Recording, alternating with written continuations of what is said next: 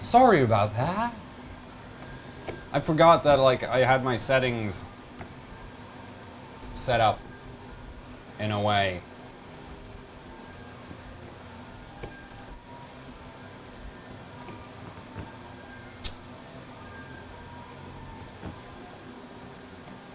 So I think we'll wait for people to file in since we're already running a late start and I can't really think of anything. Okay, so sound does sound good.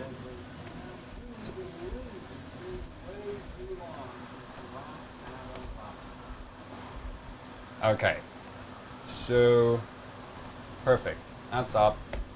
Right. I think everything's doing fine. Okay, so the plan for today is to bench Division 4 for HWbot, which is, for those of you unaware, I can't. That should get me there, shouldn't it? Yay. Okay, so that's on YouTube.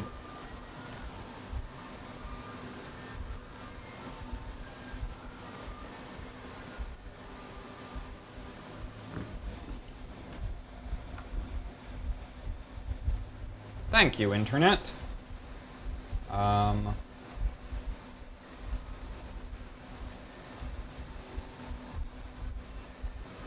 well, I guess I'll just go through it from memory. Which actually is a terrible idea, because I obviously don't remember what benchmarks I'm supposed to run. Also, no, the sound's off on that. So, why is this taking for... Oh, there we go. So, let's see. That doesn't matter. That does matter. That froze. Cool. So, for today...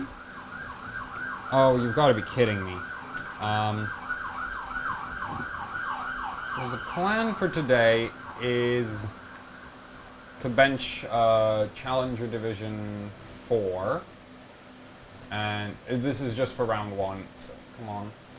Take me there. Could we?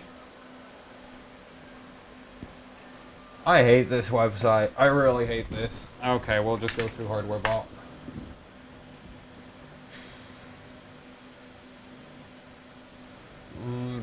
Division 4. There. So that's, you know, the plan for what we're benchmarking today. Could you load faster?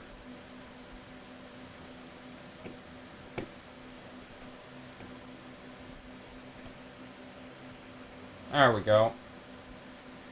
So... yeah, so Division 4 is... So why do they never put the rules on the front page? I will never understand. Either way, Division 4 is FX CPUs, GPU Pi... Okay, so I'll need to install that. Geekbench 3 multi-core, FX. It's all FX CPUs. And... then there's Unigine Heaven, which is limited any AMD CPU, any AMD GPU, so I'm running the Fury X. Cinebench 11.5, so FX again, and 3D Mark Time Spy, which is of course a Windows 10 benchmark, and I hate it. And that's again unlimited as far as any AMD GPU, so FX. So, well, actually no, Fury X again for that. So with that out of the way, let's go back to... Why is the quality so crap? I guess that's just going to be Twitch side. Let's go over the system that I'm going to be running. Because there's not really anything left to do. Ugh. And, oh, I made the mistake of not setting up the tripod before starting the stream, so give me a second. Well, point that down a bit more. Lower this. See, I could have just started at 8 p.m. since technically it doesn't matter when I start because I'm the one who decides when this starts. Screw it. I'll just have it like that.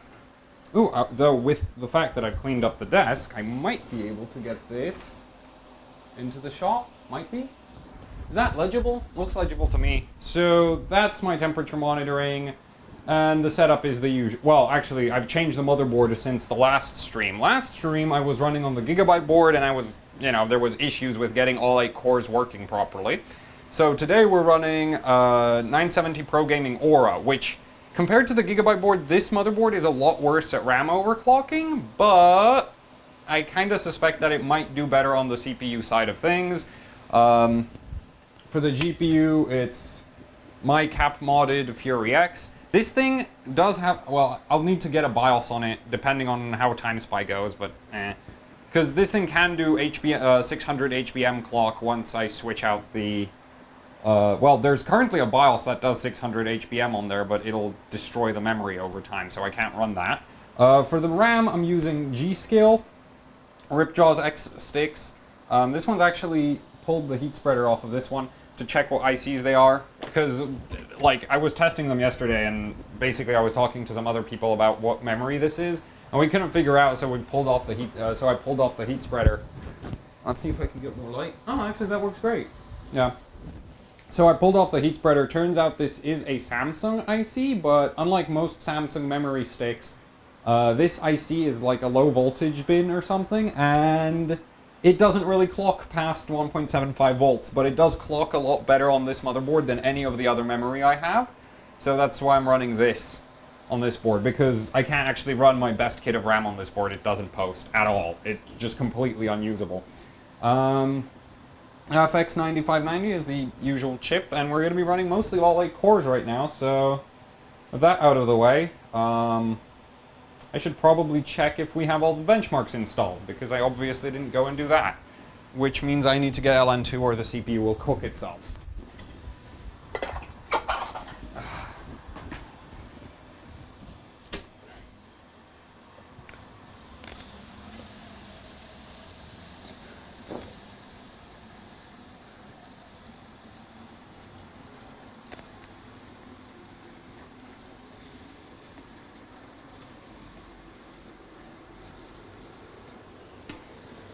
Speaking of the LN2, there's not much left for today. So let's see, we're at 26, 27. Whatever, I'll just boot it as is. Hopefully it'll work. And I'll switch you to the monitor. And I'm not sure if I wiped the BIOS by accident or not, so I'll have to check that too.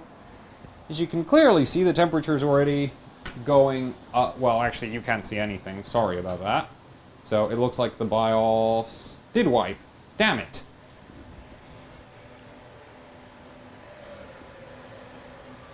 Now see, on Intel platforms, doing this where you just run the system like under the LN2 pot doesn't really have that many problems, but the 9590 is a really hot CPU.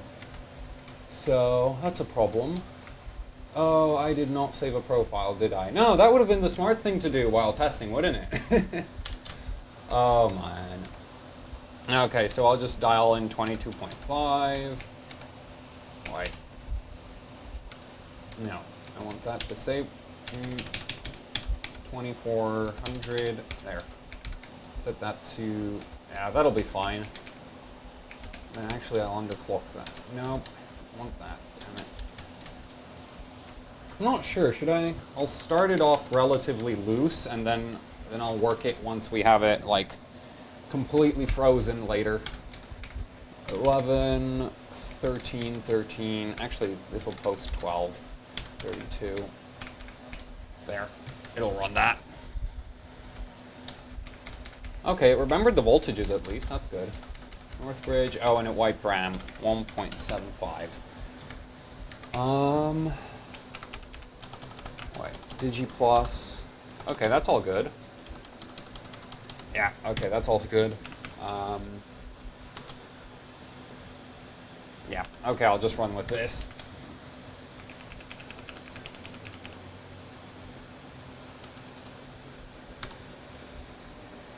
Then we'll check the OS and see how it is in terms of actual benchmarks, because I think I'm probably missing everything I need. Somebody asked if I got a Mobo for Ryzen. No, there's absolutely no motherboards for... Well, there are motherboards in the UK. There's just no motherboards I would actually want to buy, and I forgot to disable something. Disable. There. And I should save a profile at this point. So basically the plan is I check that the OS and everything is running as should. CPU... I told you to disable that. Idiotic computer. And that one should be the Asus install. So basically I'll just set up all the benchmarks, then I'll shut down the system, then I'll pull it down all the way to minus 170, because this thermometer right here doesn't actually read properly. Oh, and this one isn't even... Okay.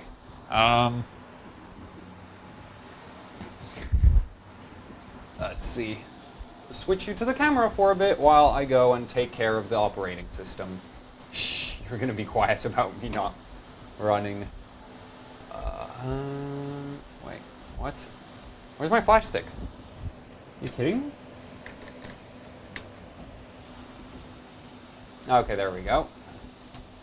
Fortunately, I need to go and take care of some issues with Windows. Also, I need to put the Division 4 wallpaper on there, so... Really...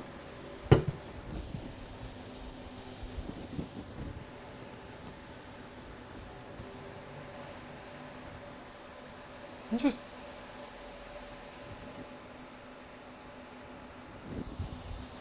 Restart.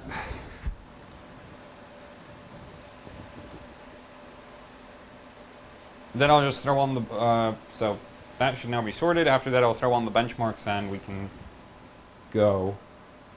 Why does it keep giving me this stupid error? I thought I disabled that. Oh crap, wrong OS. Damn it.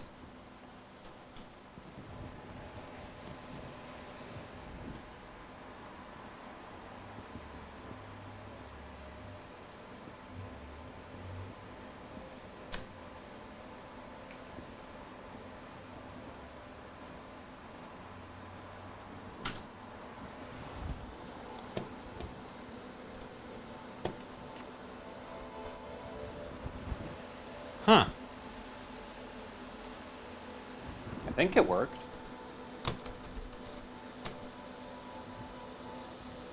Would you please? Okay.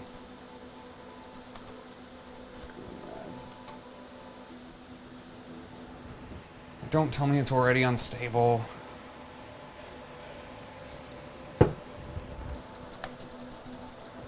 Why does nothing ever work? Maybe because I don't set it up.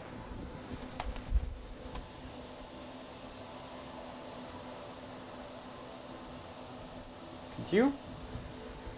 I mean, at this point it doesn't matter, but...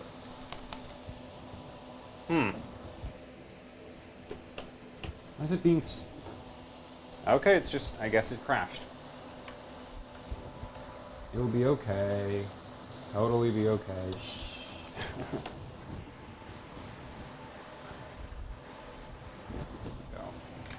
So I'm just going to relax the... I think it's probably the memory that's giving me the problem, so I'll just relax that and...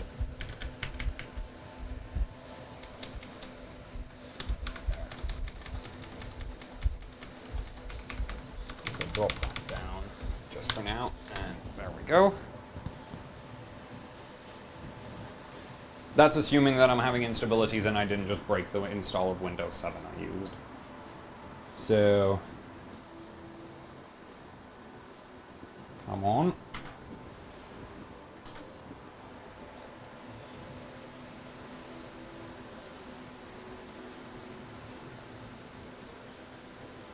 You gotta be freaking kidding me.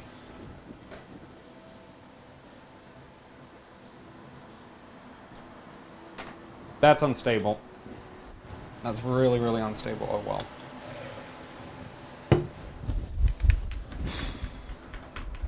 I should have probably tested the RAM if it even like goes past the OS, but decided I was going to be quick about it and only tested if it posts. So that might have not been the best decision yesterday. I'll just dial in the settings for XMP, and actually I'll run one looser. That'll work. That's actually not even, that's worse than XMP, so that should definitely work. 1.7. No, I said 1.7, damn it. Alright, what's that? Now, 2.5, 1.7. North Bridge. Yeah, that should be fine at this point.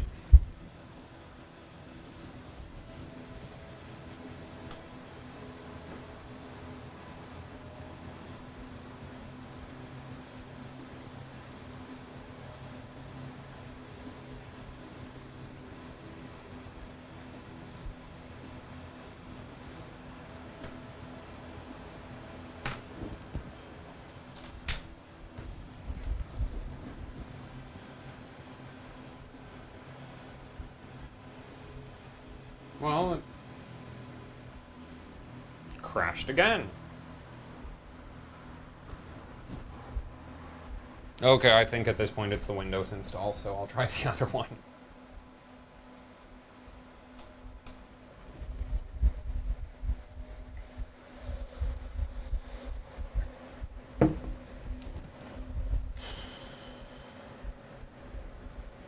Wonder what GPU drivers are on there. That could also be part of it.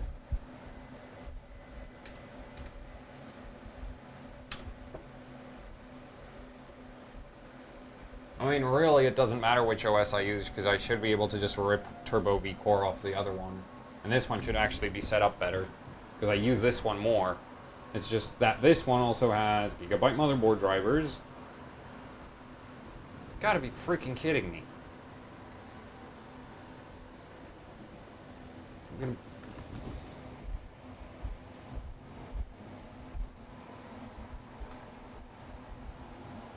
Okay, I'll just use safe boot. So the one nice thing that this motherboard comes with is a thing called safe boot, which resets, well, wipes your BIOS setting, like it boots safe BIOS settings without actually resetting your BIOS settings. Which hopefully worked, because for some reason that function actually is really dodgy on this motherboard.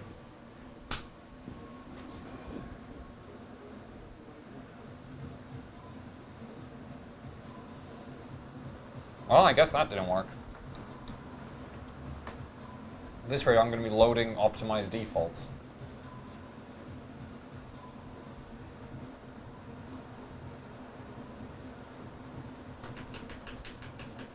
How does it always end up this bad? I can't even... Okay, please work. Please work.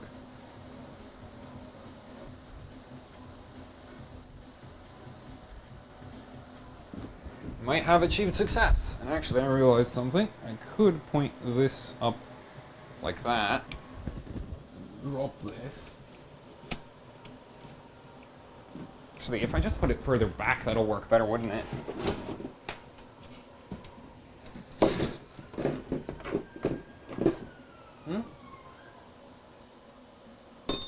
There we go. What the hell did I just... Okay. Ah. And Windows died again. Okay, safe defaults it is.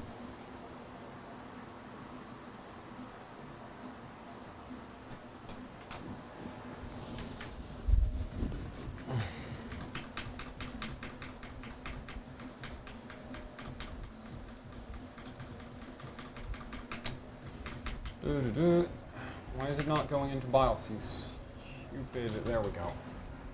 Load optimize defaults. That still means I need to go and boot logo full, no. Post delay, yes. Disabled.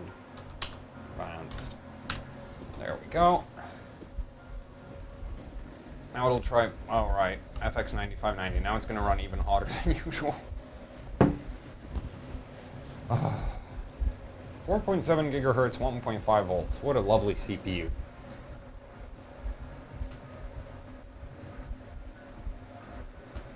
Try the first one first. This has got to post. I mean, boot. There we go. still doing that thing where it kills the USB ports. Why is that a... Keyboard seems to... Oh, there we go. Okay, just takes a bit for it to... Oh, and the cables. Okay, wait. Which... How the hell does... Ugh. I will never understand how that... That's the cable being messed up. I will never understand, because on everywhere for me, it looks fine. Let me fix that. There we go, fixed. Ugh. Okay, well, now I need to go change the freaking... Oh, wait. Pictures library. Nope. Okay, what? What the hell? Okay, I'll just do it. Flash stick.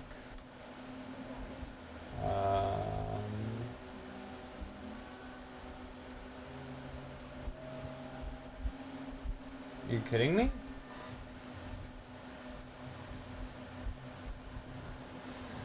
Okay, well, I'll have to pull it from the other one. Billzoy. There we go, this one. Oh, actually, I can just do that.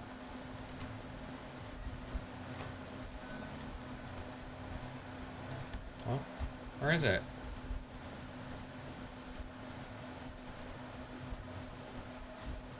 Pictures?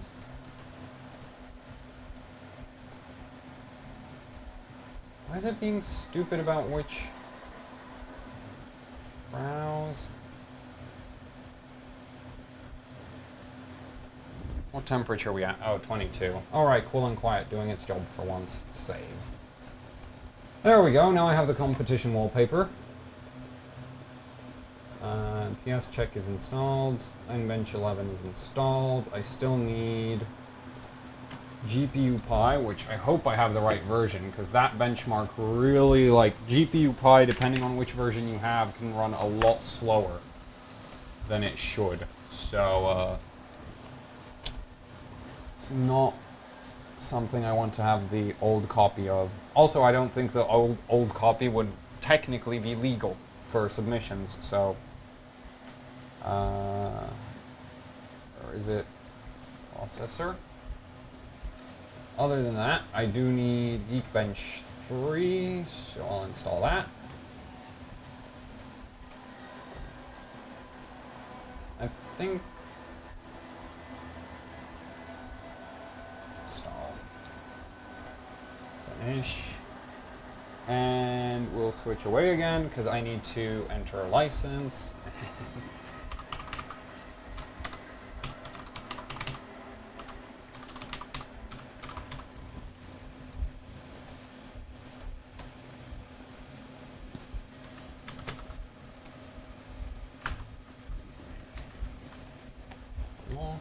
Okay.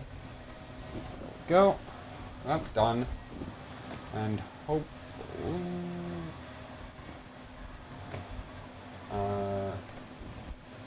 do I have GPU Pi? I have 2.3.4. Okay, so I do have the latest version. Perfect. Should just need to do that. Okay, so that's all the benchmarks. Oh wait, Heaven. Heaven's missing.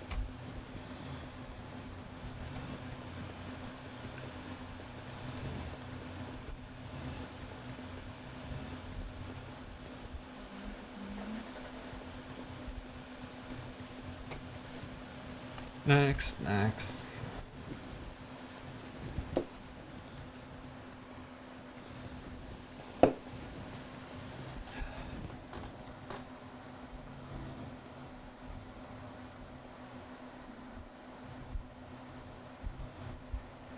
Accept.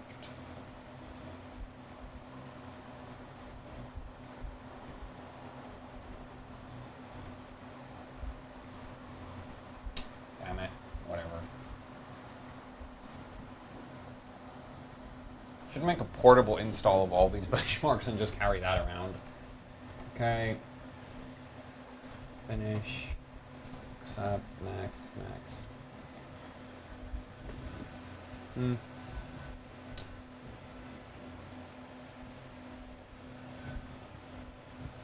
CPU is actually getting warm doing that. How unsurprising. That's done. I should have CPU-Z.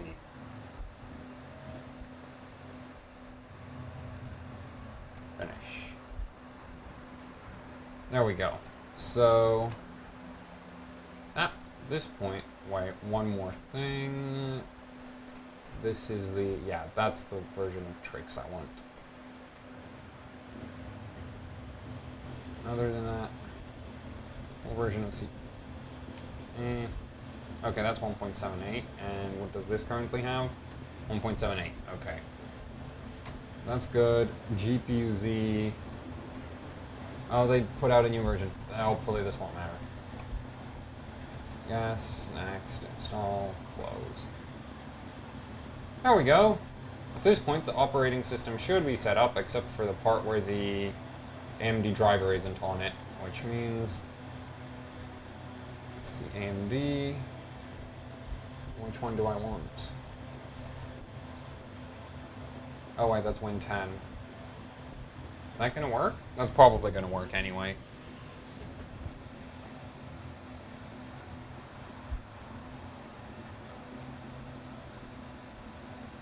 Or it might not.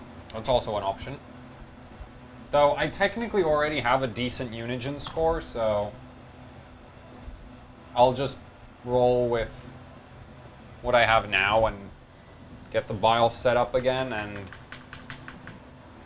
then pull the system down to very, very cold.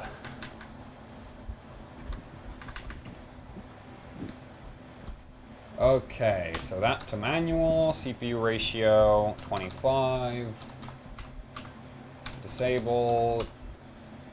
This is going to be such a pain.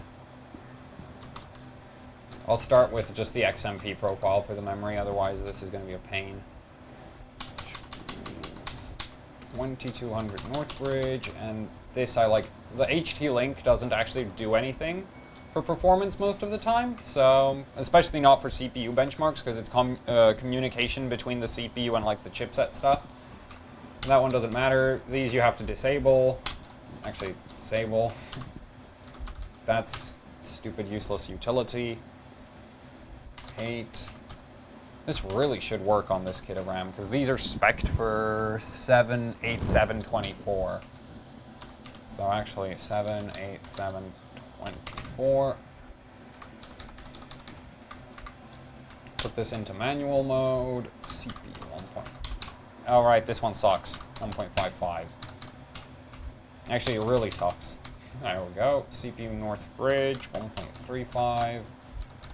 VDDA I don't need to worry about, 1.6 memory, because I'm just dialing in the XMP settings for that right now, 1.2 Northbridge. HT I don't care, Northbridge I don't care. Digi plus power control I want. This is an Asus board. High is going to be okay. Ultra high and extreme are really, like, no. CPU Northbridge. So high on that, because regular tends to drop, but extreme is too much. Current capability maxed out. Northbridge maxed out. Standard. Ultra fast. 450.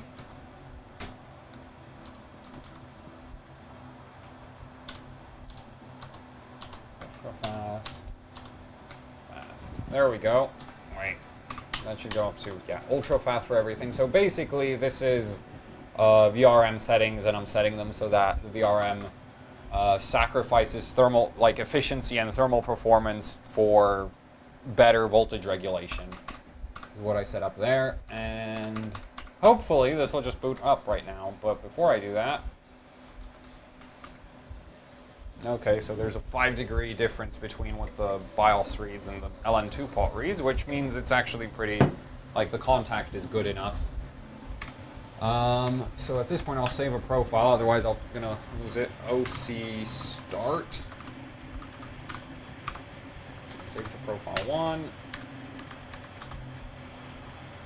this should work.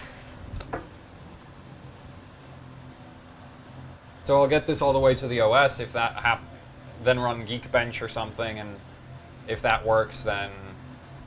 Well, actually, Geekbench, I'm going to need a bit more LN2, so... Don't care. Ooh, I should disable the fan monitoring. There. But at this point, the goal is to just get a benchmark run in. The problem is this CPU isn't actually fully stable 8 cores at 5 gigahertz. Just as I said that.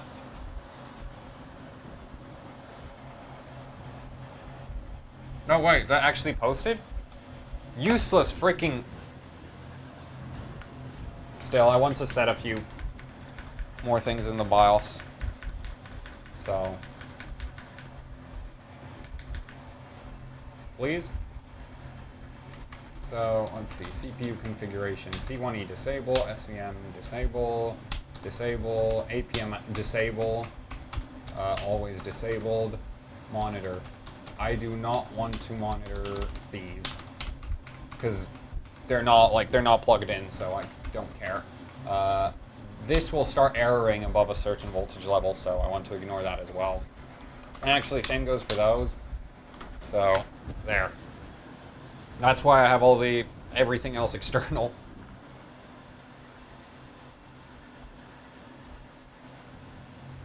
Okay, well now we have no error message. Why is it not booting?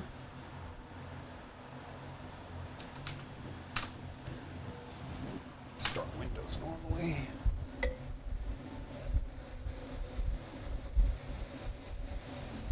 So because this chip isn't great for stability, thanks to me degrading it after quite a lot of time at well over 2 volts, well, it does that, where Windows just freezes while loading, and other than that, I'm not entirely sure that it'll actually run 5 gigahertz at the voltage I set. So, let's run that.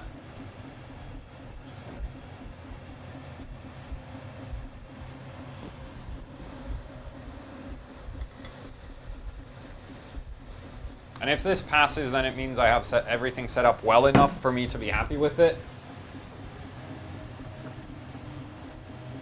And I'll run from there. So at this point, it's actually going negative, -1. And it crashed. Oh, wait. All right, 3 meters of HDMI. And this operating system, which I have actually no idea how well is set up. It's okay, it's not great.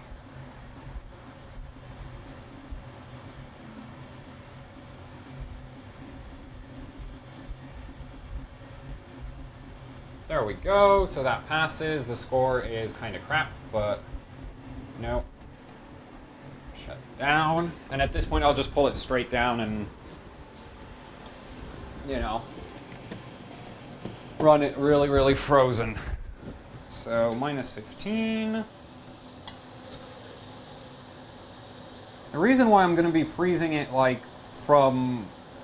with the system turned off is because, which actually that's going to screw up the memory.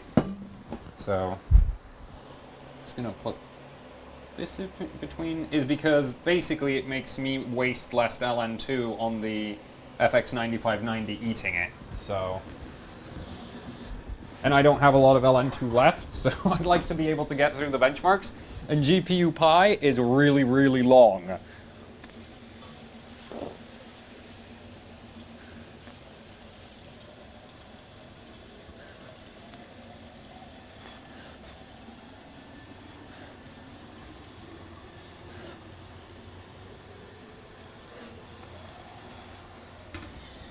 The biggest concern with doing it this way is that while the FX 9590 isn't putting heat through the motherboard, the cold from the LN2 pot spreads through the whole system, so you get water very quickly everywhere, and I think I'll pull the hairdryer to make sure that the memory doesn't end up wet, because that usually screws me over when benchmarking AMD.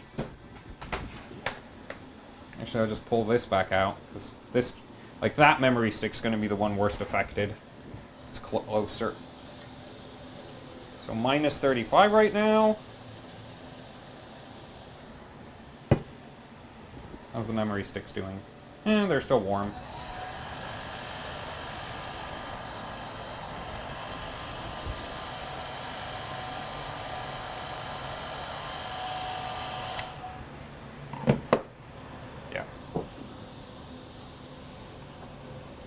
Minus 50 almost.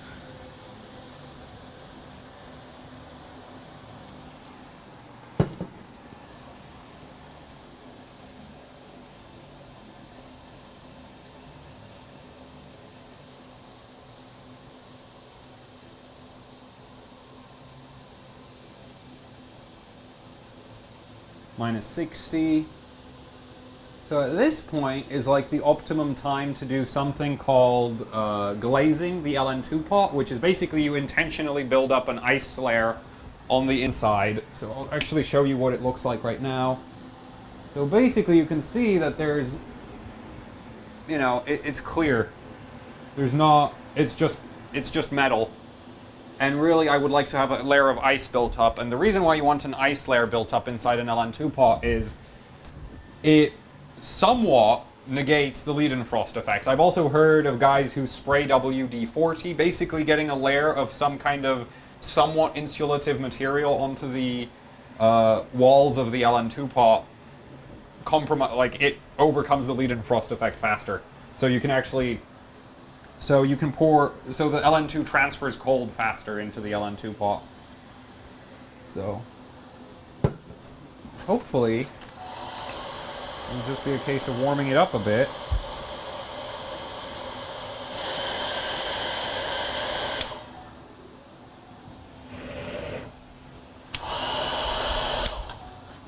There we go, that's a bit.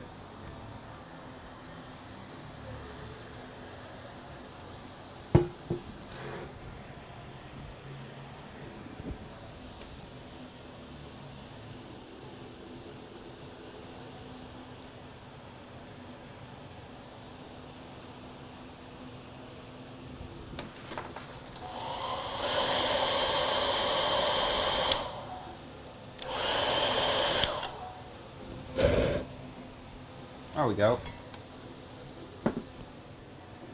Okay, it's at minus 75 now. And how's the RAM doing? Okay. VRM heatsink, that's also relatively warm. Warm those areas up. Keep pulling it down.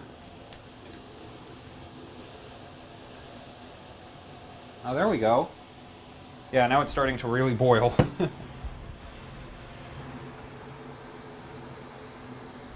Yeah, it's going a lot faster now. That's a good thing. Seems to have worked. By faster, I mean I pour in the same amount of LN2 and it boils off faster, which basically tells you the heat transfer is better.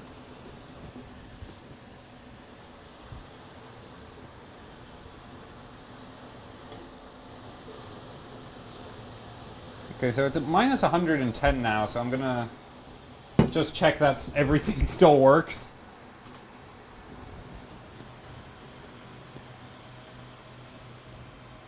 See if it will fire up. Yep, fires right up. That's a good thing. Actually, I'd like to be in the BIOS next time. Oh, there we go. So yeah, if I actually... Yeah, it's not reading properly. Which, sometimes that causes issues where the system won't let you boot up because, oh no, the CPU temperature is not being read properly. And sometimes... well... On Asus boards, I've never actually had an issue with it, but it just doesn't make sense to use, like, have it enabled when it obviously isn't going to work. So, minus 25. And so the thing about this thermometer right here is that this thing is not super accurate. Ugh. There, this is not super accurate. And it reads, like, the LN2 in the pot will actually stop boiling at minus 170 on this. Which is way above the boiling point of LN2, but the probe isn't. What's this bit of wire doing? There we go. Pull it down.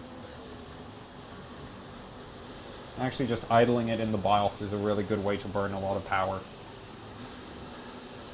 I'm going to turn that off again. Yeah, okay. There we go. Almost. Yeah.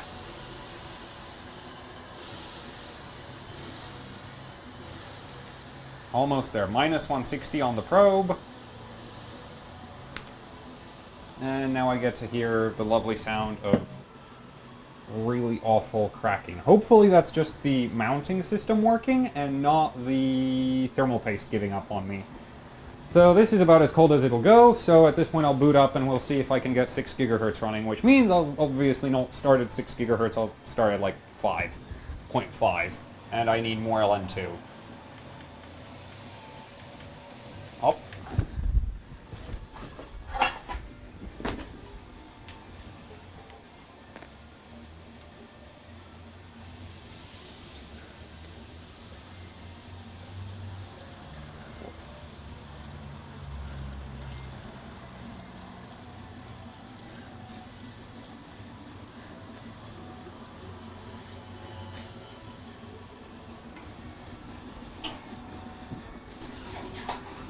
Go.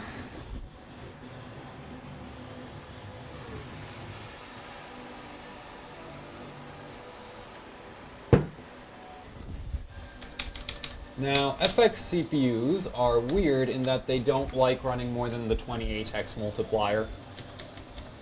So, I'll just dial in 1.7, 10, yes. So this is 5.6 gigahertz. I said I should be running 5.5, but don't really want to bother with that, so. Because I don't have that much LN2 left. Okay. Go. Hopefully rushing won't actually cost me more LN2 in the long term, because, yeah, but.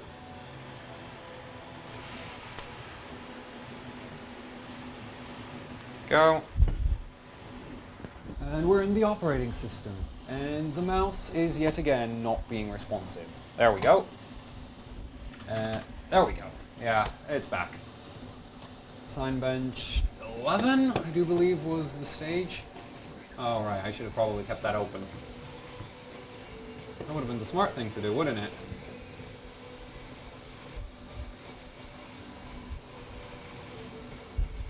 Max voltage for Sandy Bridge, somebody asked on the chat, 1.45.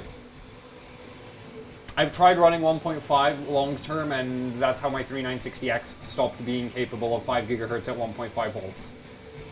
So, where is div 4? First, no, stage 4 I think was Cinebench. Stage 4 is indeed Cinebench 11, so that's good. This will probably be slow as hell.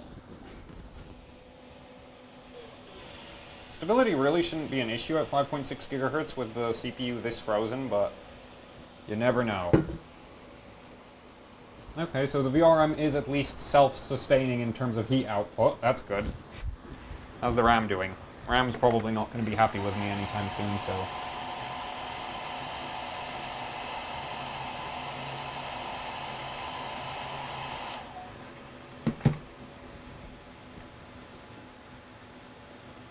Also, the VRM is actually insulated just fine, but this right here, like, there's not really a great way to insulate RAM, so you just sort of got to pray. 9.65 points. What's the current top score? 10.86, done at 6.3 gigahertz. So, let's go up. Which unfortunately will be complicated because the RAM is going to get in the way, but let's try. Turbo V Core. And I'm going to set the RAM to 1.75 because I'm not sure how high frequency it can actually run at 787 timings, but it should be decent. And the North Bridge is going to complain, so 1.4. Apply. CPU I'm going to set 1.8. Let's get CPU Z opened up. So we're at 5.6 gigahertz, so 205. 5.7. Okay, so let's close that, close this, and now I'll actually start taking this a bit high priority, and, well, let's see, how many process? Okay, yeah, I'll just run it off of that. Run.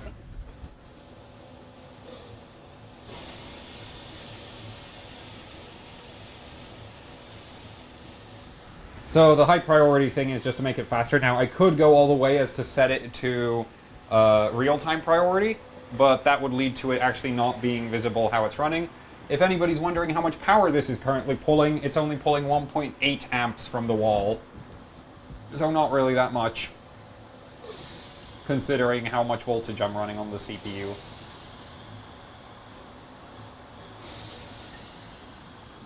And this is violent. And really, I should be trying to fill it up, except the problem is if I try to pour long, then it's gonna... Okay, 9.92. That makes me 4th. I don't like being 4th.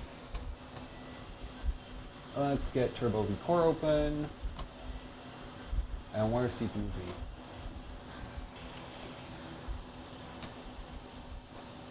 And it's currently, I really should be trying to run it at exactly minus, well, as low as it goes, but the thing is, just fill it up. That way it won't do the explosion effect when I go to pour later again. So, apply. 210, 5.9 gigahertz. Memory clocking in at almost 1700. There we go. This RAM is actually pretty decent for what it is. The best settings I've run out of it are 2600, 10, 12, 11, 26. At lower frequencies like 2133, it does things like 8, 10, 9, 16 or something. And I think it crashed. Yeah, that looks crashed to me. Is it pulling? It's still pulling power though, so... Oh yeah, it's working. It's just out of focus for the window. Yeah. So the best way to get this... There we go, 10.16. Yeah, so it looks like the HWbot board really does have an overcurrent protection implementation, which isn't bad, because overcurrent protection stops you from blowing up the VRM, but if you're running LN2 and overcurrent protection kicks in, you're kind of screwed, because you can't really do anything. Obviously, I could go and modify the board and disable the overcurrent protection, but modifying overcurrent protection on international rectifier ICs, especially from the 3600 series, is a massive pain, and generally goes really, really badly for me. So after trying it 2 times, and failing both, I'm not going to do it again. 10.16, does that improve my ranking? No, everybody else is still above me. Just keep going up.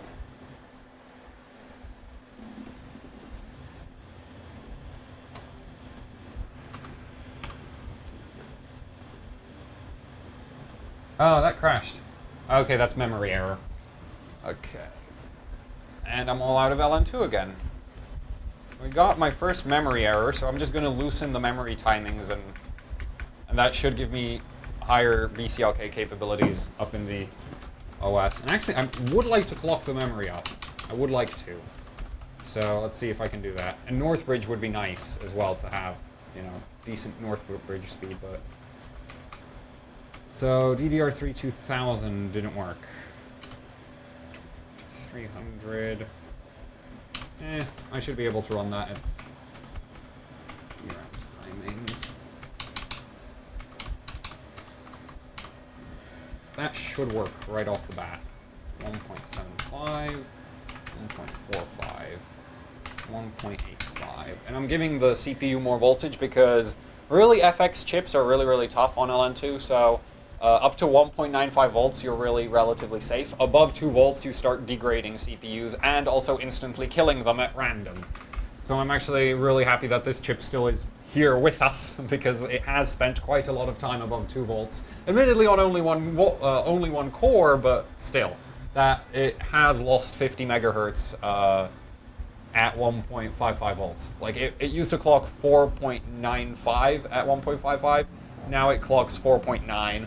So, yeah, it's less than ideal. Did I set up the memory timings? I did, so let's save that, and it should run just fine. The memory timings I dialed in right now are good for up to 2400, so ideally I should still have a few, tens of megahertz on the base FSB available to me in the OS.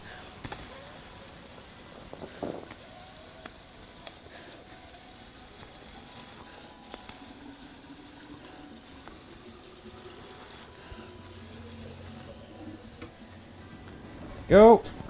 More LN2. And how much is... No, it's all boiled off. Start normally, please. There we go.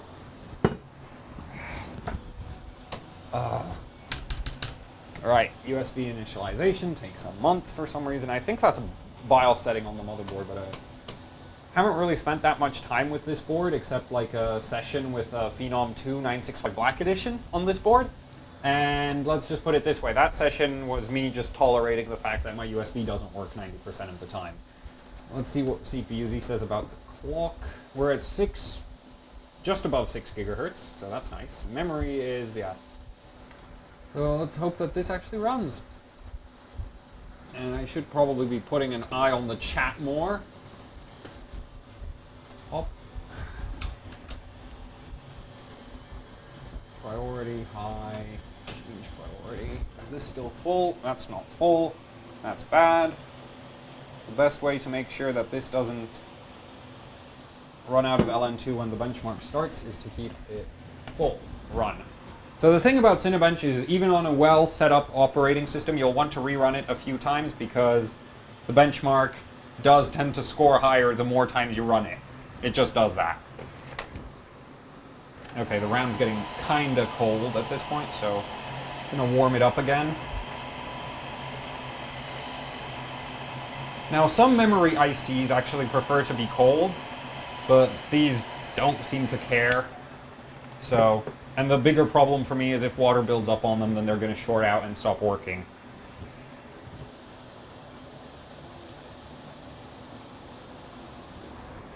There we go, 10.40. Still nowhere near the top.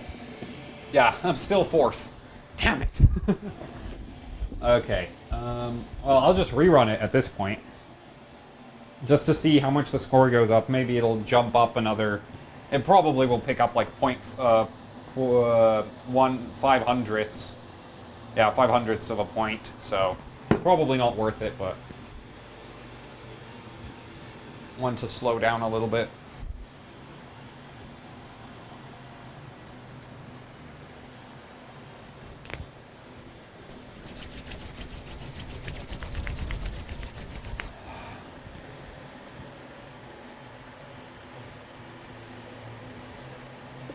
Go. My hands are getting cold. Okay, so it didn't pick up anything.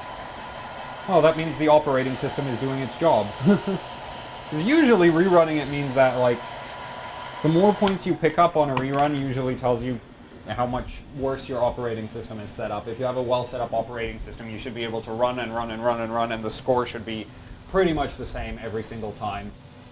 So that's in a way, that's a good thing. Okay.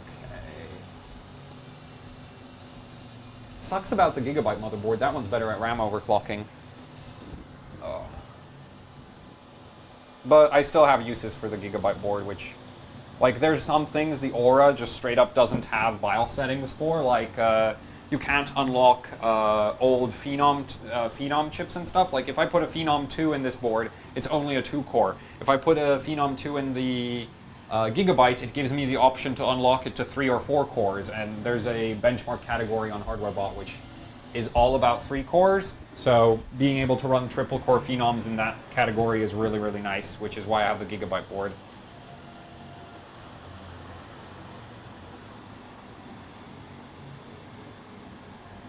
How's the VRM doing? It's not really hot. But that's not really surprising considering that the VRM is hooked up to the CPU pretty much through as much copper as just about anything else in the system. Because you're going to have the V-core plane, which is a layer of copper through the PCB going to the CPU, and then there's another layer of copper which is ground, and both of those are hooked well into the CPU and the VRM, which is why basically cooling down the CPU cools the VRM through the CPU to some extent, which is like if you were trying to push this much voltage on water cooling, you'd have to put a fan on that VRM, otherwise it would cook itself. How's the RAM doing? Okay, it's...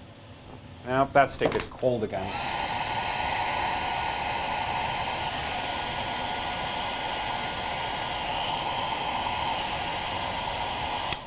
I should have like swapped the heat spreaders for something beefy, like heavier heat spreaders onto the RAM, so that when I warm them up, they stay warmer longer. Just bigger, heavier heat spreaders without more surface area, because if it has the same surface area and more mass, it's going to stay warmer for longer.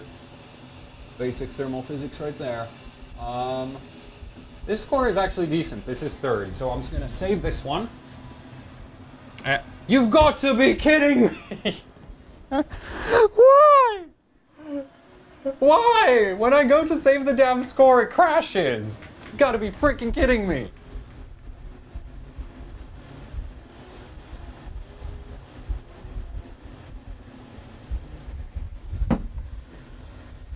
That RAM stick's really kind of concerning.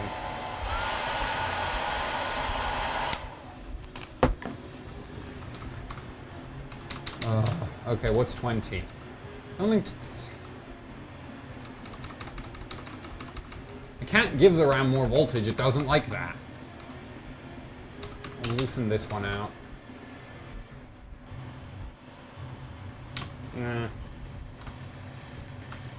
Hopefully that'll not crash this time. Maybe I could up the Northbridge clock for more performance as well. It's not a huge deal, but on FX CPUs, but it does help, so. And I'm running pretty high Northbridge anyway, like Northbridge voltage, so it should do at least like 2.8 gigahertz Northbridge. So 2.6 shouldn't really be problematic. Please, motherboard, prove me correct. Thank you. That works.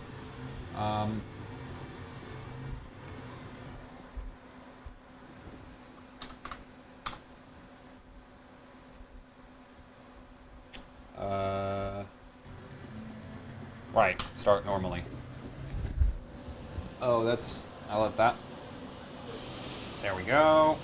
Explosions, explosions, and it's soaking.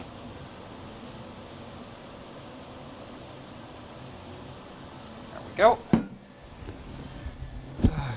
No, no thanks. Check later. CPU Z, are we at?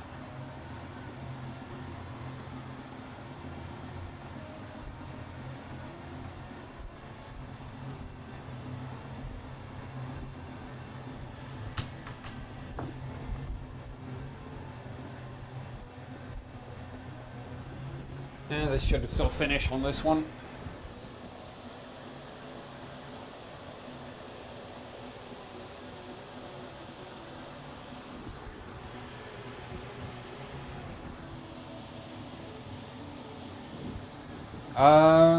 Yeah, I'm using a SanDisk Ultra SSD, I think. Yep, Ultra 2. So...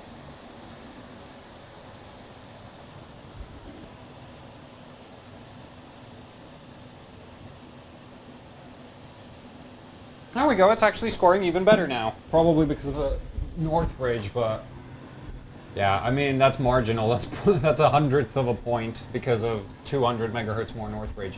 Which is why it's not really worth bothering with the Northbridge on FX chips unless you're really, really trying to get like a world record or something. Because when you're going for a world record, every little helps. When you're just, you know, going in a competition like this, it helps, like, if you're maxed out, then it's worth bothering with it. But for me, like, we're not even at 1.9 volts yet, and, yeah. Let's see, that makes me third.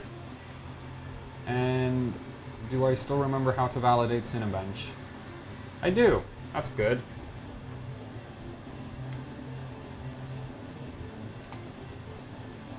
Let's save this.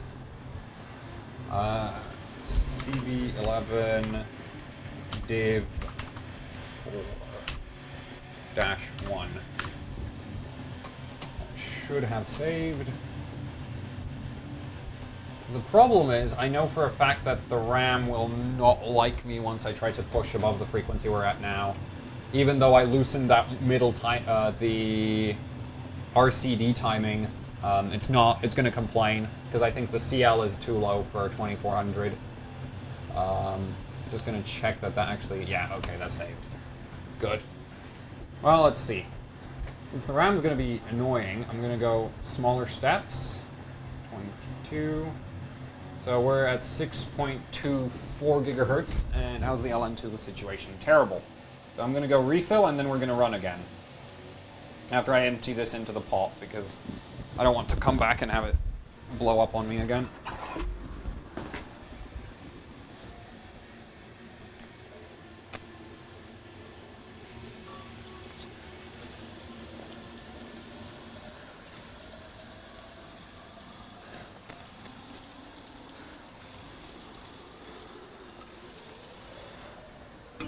Go. It's nice and full. I should probably reheat the RAM because, yeah, that's cold again. It's going to be a never-ending war. My hand's cold too.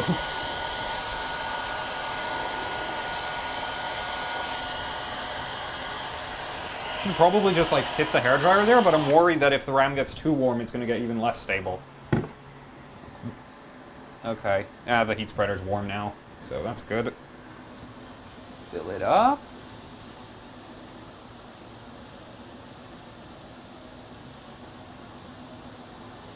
Go. Nice and full. And run.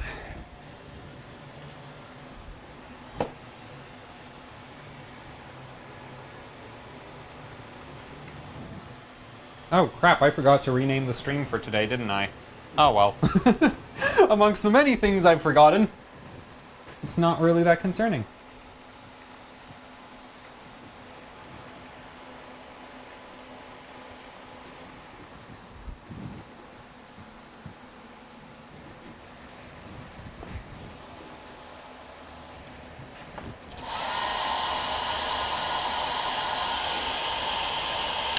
$10.7. Oh, wait.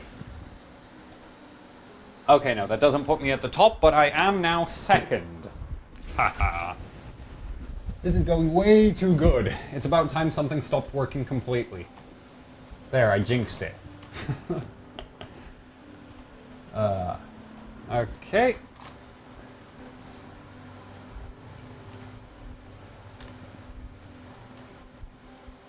CB. There we go. 2. Save. Turbo core again. 2 more megahertz on the. All good. Now we're at 2. Yeah, now we're at about 6.3 gigahertz. Yeah, just about 6.3. So at this point, it should, like, the other guy is 6. Yeah, the current guy in the lead is 6.3 gigahertz. So at this point, I should be the leader if everything goes well.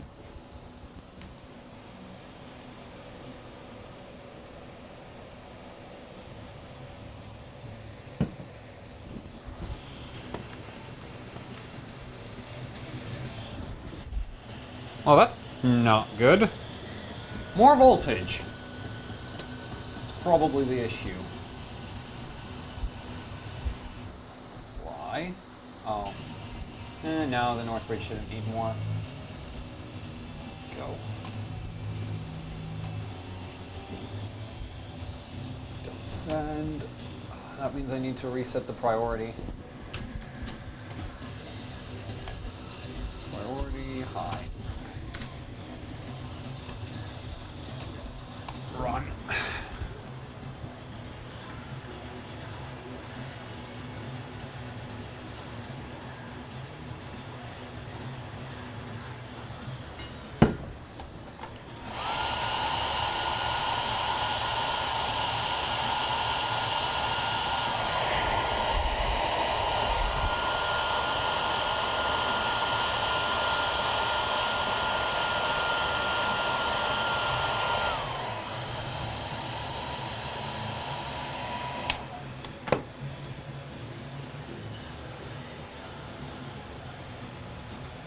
10.84.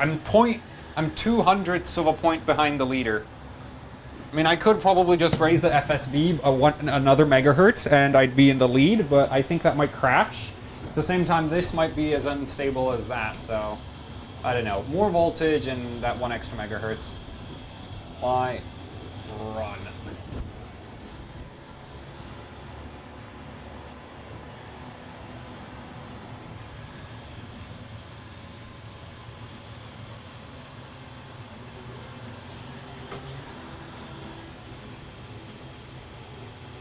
Damn it. Okay, so it probably needs even more voltage, but we're getting into that range where, like, it's, you know, borderline not safe. Okay, I'll give it another 250 millivolts and hopefully that'll do it. If it doesn't do it, then I'll go and max out the North Bridge and the RAM. Though really I should probably run other benchmarks at this point before I accidentally kill everything, but I like Cinebench way too damn much. Run. And I'm all out of LN2 again almost. Well, not really. There's probably a couple hundred milliliters at the bottom of that. Let's see. I'm gonna go with the RAM is crapping itself at this point, because that's not possible. The CPU should be happy.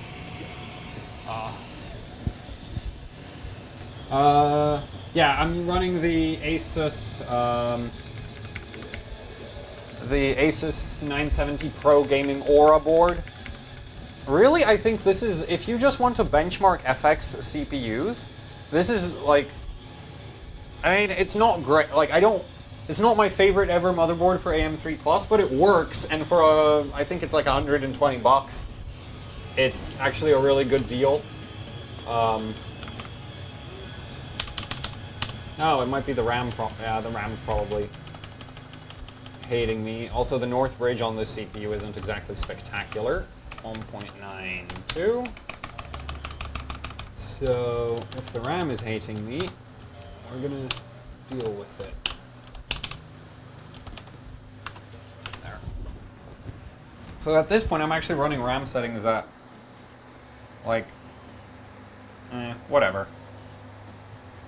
Like, the RAM timings I'm running are with these sticks actually good for like 2600. The thing is, the memory controller on FX CPUs is weaker than, say, like, Haswell, which is what I originally tested these sticks' maximum capabilities on. So on Haswell, these do 2600, 10, 12, 11. On FX, I have no, you know, it might only do 2500. Windows. HLN2 is in there. Should be able to finish one more run on that. Cancel. Sign bench 11. Don't send. Thank you very much. Where is that? Set my priority.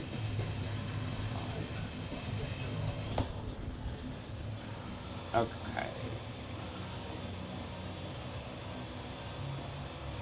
Yeah, okay, I'll be able to run that on this before I need another refill.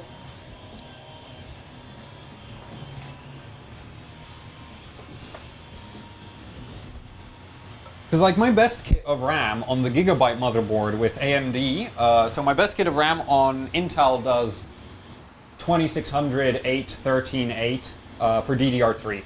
And for my AMD on the HWbot motherboard, which actually works well with that memory kit, that one only does 2500, 8, 12, 8 compared to the Intel platform, so yeah.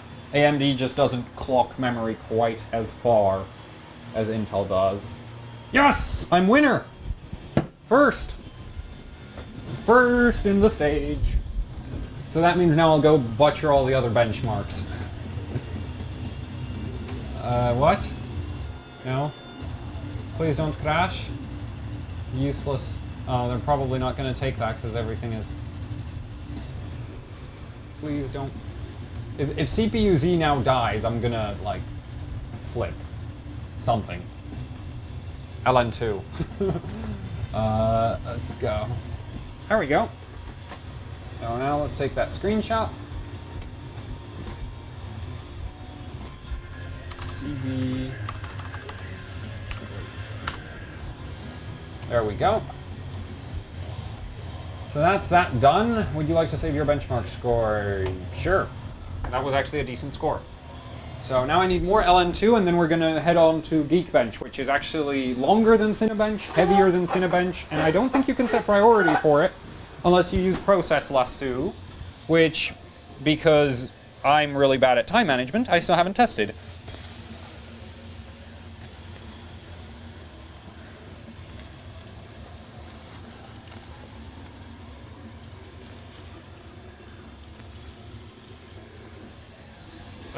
The worst part about filling up on LN2 is that the, like, ice cold air, no, LN2 temperature air from inside the DWAR spills all over your hand.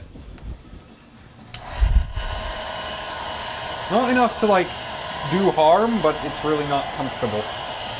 Also that RAM. I keep forgetting about that.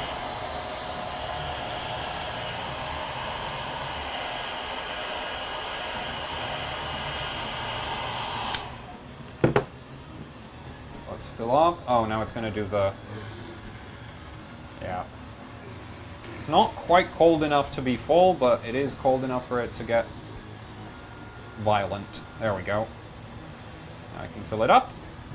So, you might be wondering if, if you just need to keep the LN2 pot full all the time, do they make taller LN2 pots? Yes, they do. I don't have one. I think the Kingpin LN2 pots actually come with like a extension that you can put onto them so that you can actually fill them up with more LN2, so you don't have to pour as much as I do, but this is a Gerbauer Fusion, and he doesn't make any extensions for his. So, with that, let's go do Geekbench. And this is actually a pretty good, this is actually a good memory benchmark, as well as stress test. Now, it is a benchmark you actually have to pay for. It's like 10 quid. Well, for me it was 10 quid. I don't know how much it's in the US. Because there's actually tax when you buy it, so... Yeah, but the thing is, if you don't buy it, you're limited to the 32-bit benchmarks, and you need an internet connection for it to post a score. If you want 64-bit benchmarks, you need to pay for it. And 64-bit actually scores higher. And they're not separate categories on HWbot, so... Well, let's hope this works.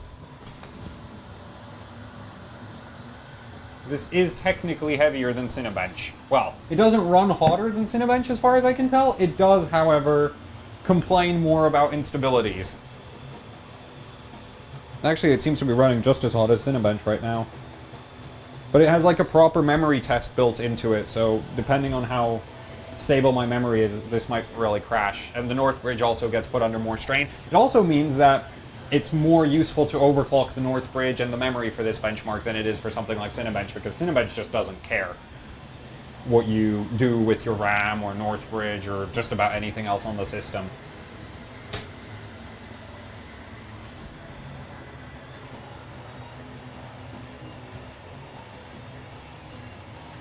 Which does make Cinebench a rather easy and boring benchmark, but that's why I like it. Because I'm really bad at doing anything particularly complicated. Come on. This one's long, a minute, and... It runs faster if you have a faster system. But yeah, FX aren't fast.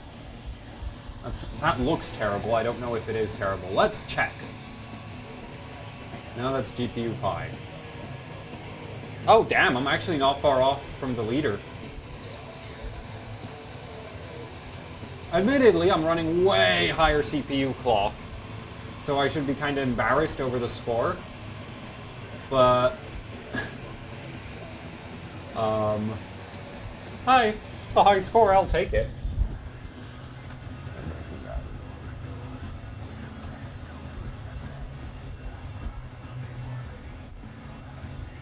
Let's take the memory.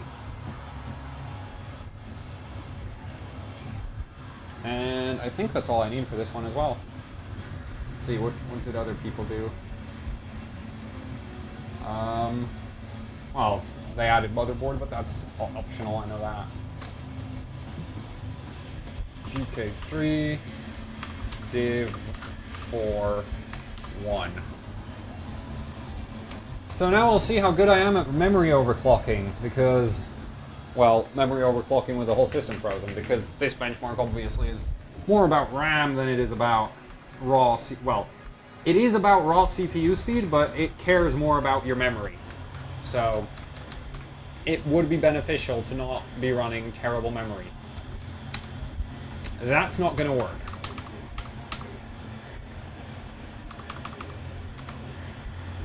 Well, that's a problem. Okay, 2030? Right, 2030 I said. Okay, that's 2450.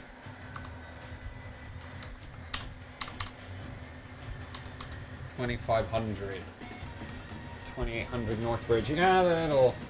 3 gigahertz. I'll just put the Northbridge as high as it goes.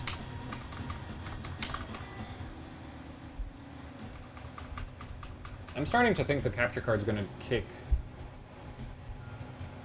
be a problem again. And I checked, I actually bought a new HDMI cable from the last stream, because last stream the HDMI failed. The cable died or something, I don't know. Something between this system, that capture card, and this monitor failed, so... Yeah, and also I let this get warm again, so it's not great.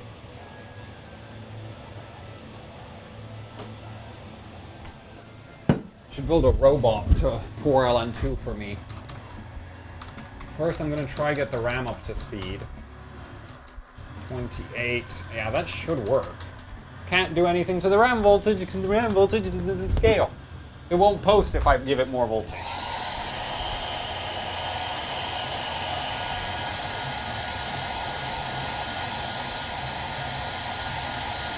Please, you dodgy motherboard, we made this work yesterday. There we go. So, 6.4, okay, I'll give it 1.95 volts. Let's crank up that Northbridge.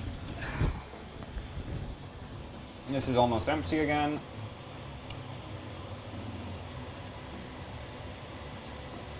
Please post. Please post. There we go. Okay, I'll run with that. I need more LN2.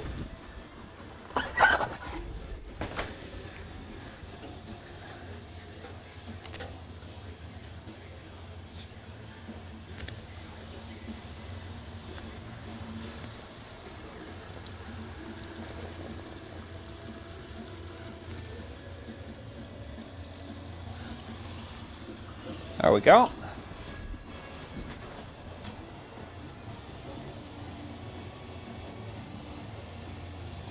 And at this point I could probably run Cinebench again, but I want to get Geekbench out of the way and then do...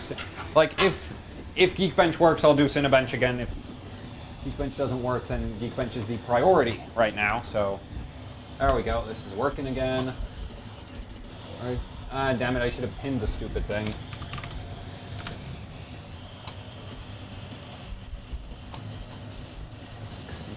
And just in case anybody's wondering what kind of clocks this is running at, we're at 6.5 gigahertz almost.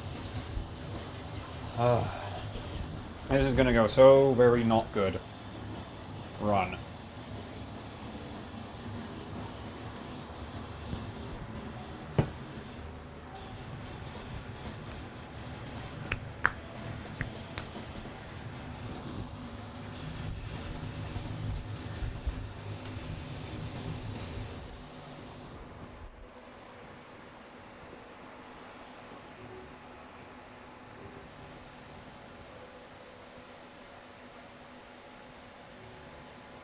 So we have somebody saying it's going to crash at 40 seconds.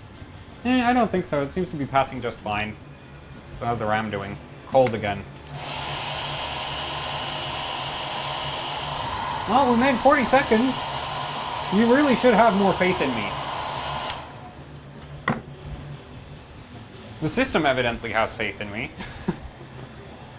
It's really not burning that much LN2, which I'm happy about. This benchmark's relatively cold. Oh, did it... Oh, it died. 49. Damn it. Oh well. Beat you by 9. Beat your estimate by 9 seconds.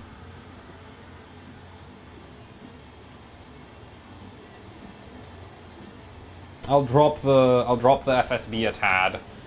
That's because I have the clocks dialed in the way I want and the timings the way I want.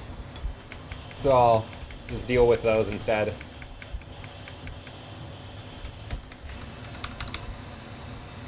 There. That should run. 6.35 gigahertz. 3 gigahertz North Bridge and 2450 RAM instead of 2500 RAM.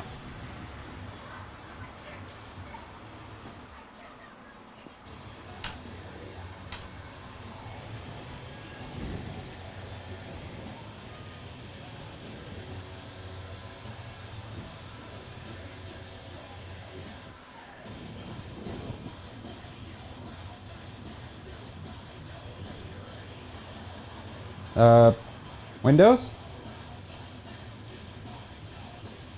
It's moving. It's doing the pulsing thing. Why is it taking forever?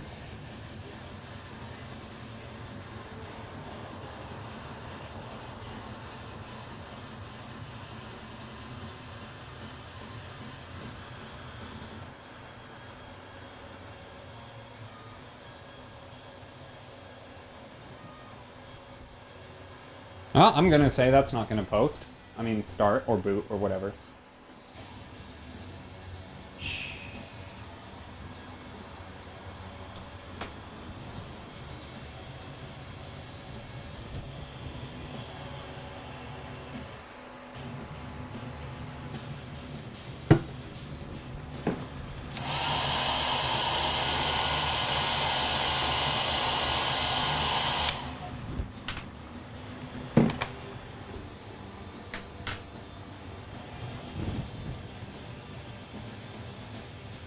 No, see now it booted really quick. This motherboard, this system is possessed or something. There we go, mouse is back online. Let's get geek. Oh, right, it crashed, so it doesn't actually remember it. Damn it. 64. Is that full? It's full enough.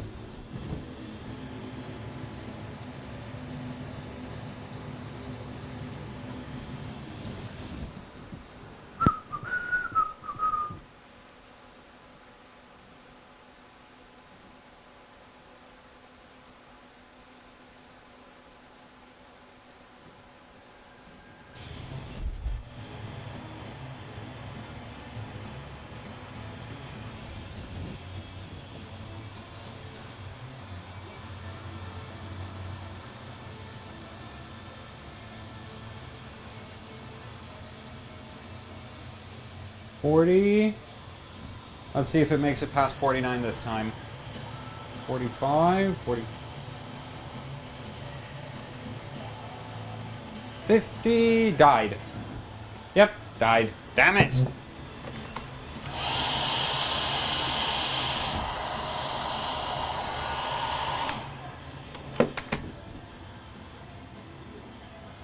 Actually, let's do it this way.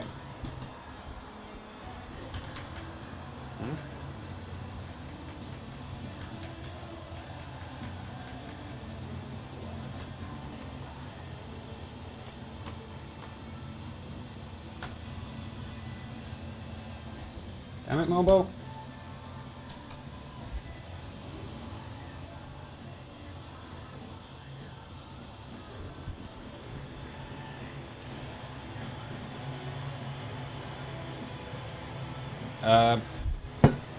Could you please start?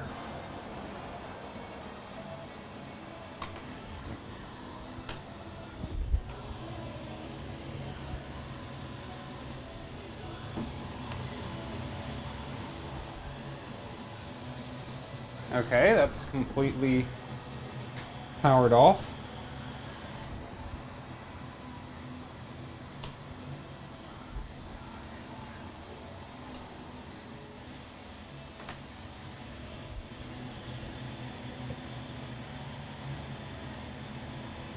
It's back.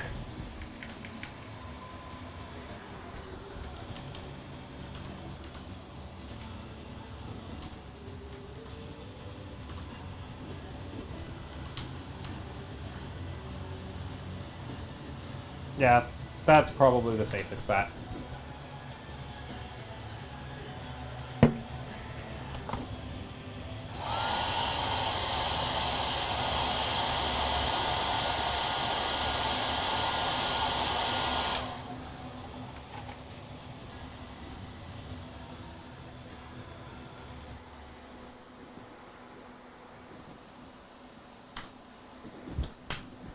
I should tilt this up since I can't actually see down. There we go.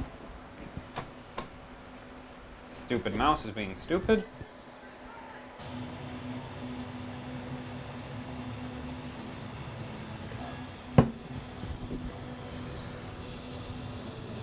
Bye. So right now it should be running 6.3 gigahertz. Yeah, 6.3-ish gigahertz with 2400 memory and 2950 North Bridge. Please work.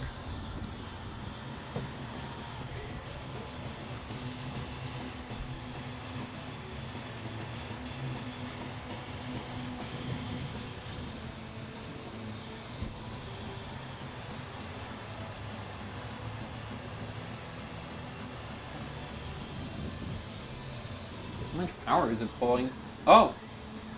So it spiked to 1.9. So that'd be like almost 480 watts full system power draw.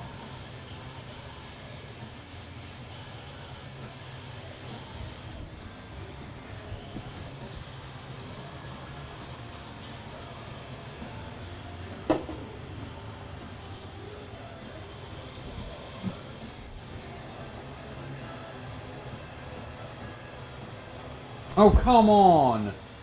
It keeps dying at 50.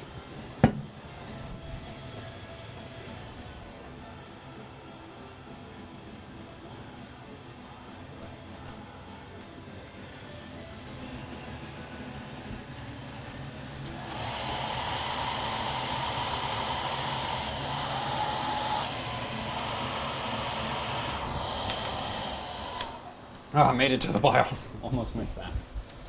Window of opportunity. Oh wait, that loses a ton of... How should I clock this? How should I clock this? Could lose the North Bridge.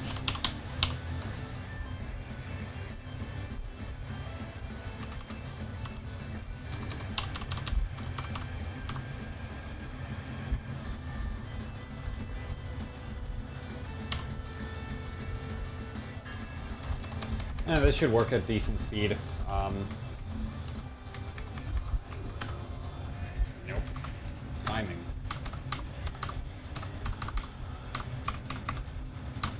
I really want to push the memory to like its absolute maximum capabilities.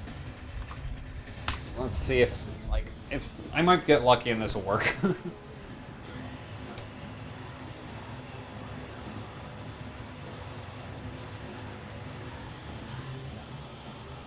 Yeah, it's still posting.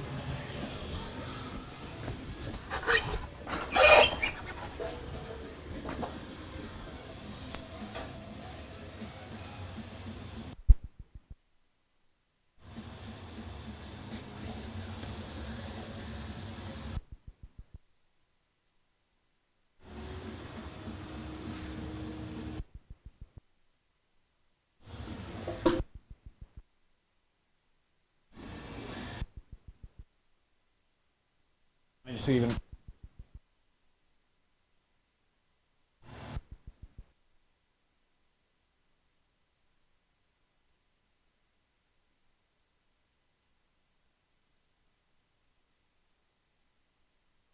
slow boot thing again.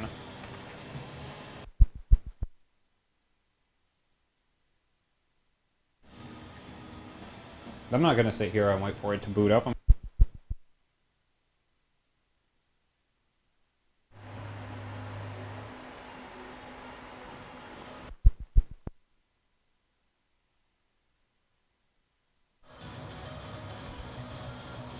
What?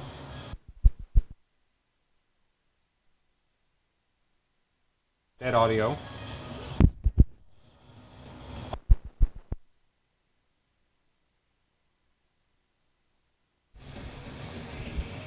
Give me a...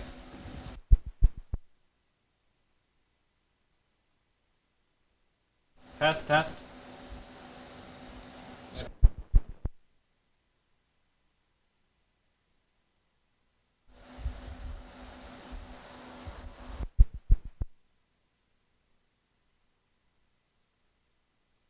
Oh,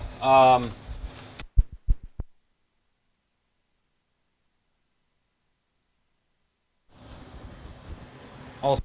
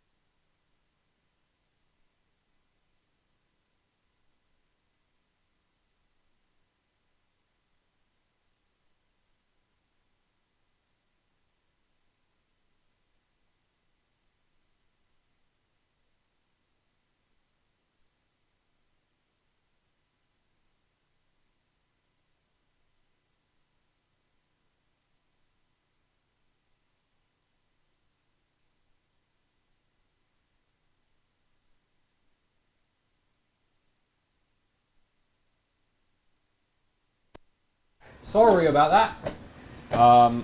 This freaking batteries ran out. I think. I'm pretty sure it was the batteries that died. So, there we go. This is still... Oh, how's the... Now the RAM's really cold. Damn it.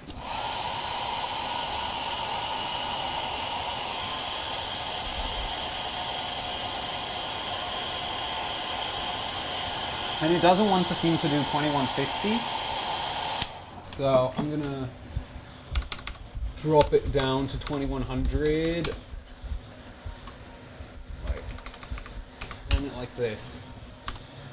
I will. There. What's the RAM doing?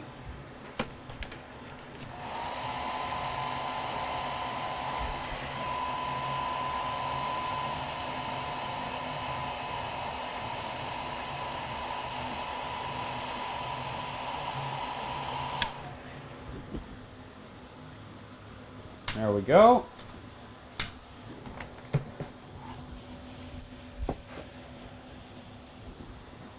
There, now it's posting proper. I mean, starting up properly.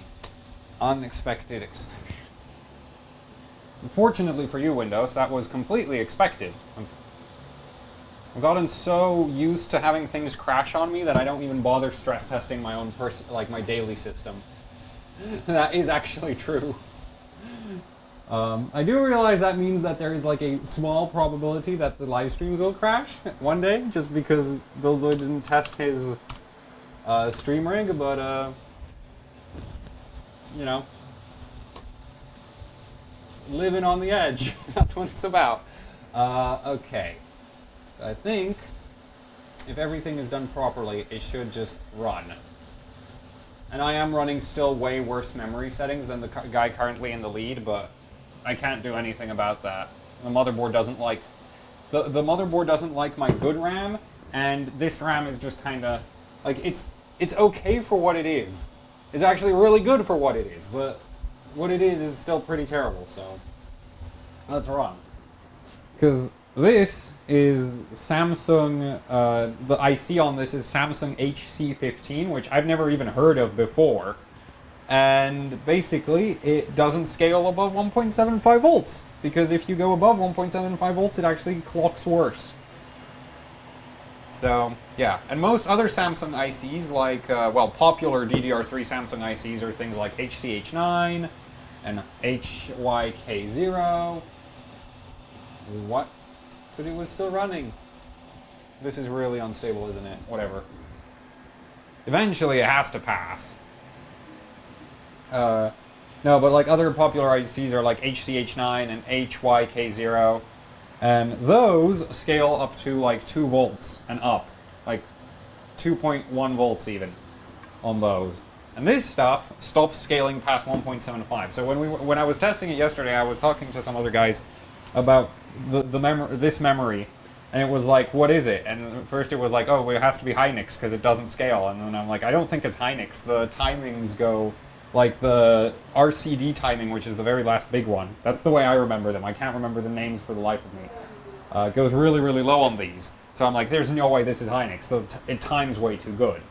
And then I ripped the ICs off, which incidentally, the way I did that was basically I gave this stick of RAM a bath in LN2, and it crashed at 50 seconds again. You've got to be freaking kidding me. But yeah, the thing about pulling heat spreaders off of RAM is that the heat spreaders are usually attached with an adhesive, which unfortunately is way stronger than the traces and the PCB holding the memory ICs. So if you try to just rip off one of those heat spreaders, you're going to rip out all the memory chips. And that kills the RAM, unsurprisingly. Couldn't go with the RAM problem. Let's just run it like this. Yeah, but yeah, I pulled it off by just giving it... The thing about, like, if you give it the LN2 bath, the thing is, adhesives have a temperature at which they basically become... They stop being sticky. They become really... Like, the official term is glassification. So they actually crack. So you can basically just cool it down to the point that the glue keeping the memory sticks together cracks. And then you can pull the heat spreader off, which unfortunately seems to be, for these sticks, was like they were completely frozen and submerged in LN2 when that happened. So, well, for this one stick. So, yeah. And also there's a risk of, like, doing that to memory sticks. There's a small chance that you'll break the solder with thermal shock. So it's still less than ideal, but I really wanted to know what the hell is on these, so... That was the only way I could think of getting it off, because I've tried other methods for pulling off heat spreaders, and I have several sticks that died to the other methods, so... Well, I don't have them any longer, they ended up in the trash, but you get the idea.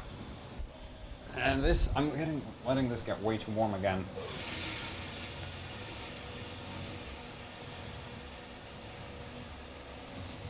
Damn it.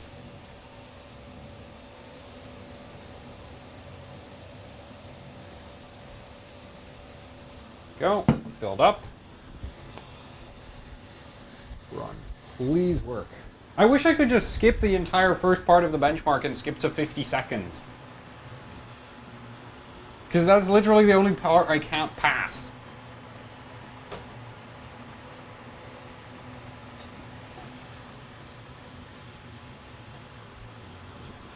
Which reminds me,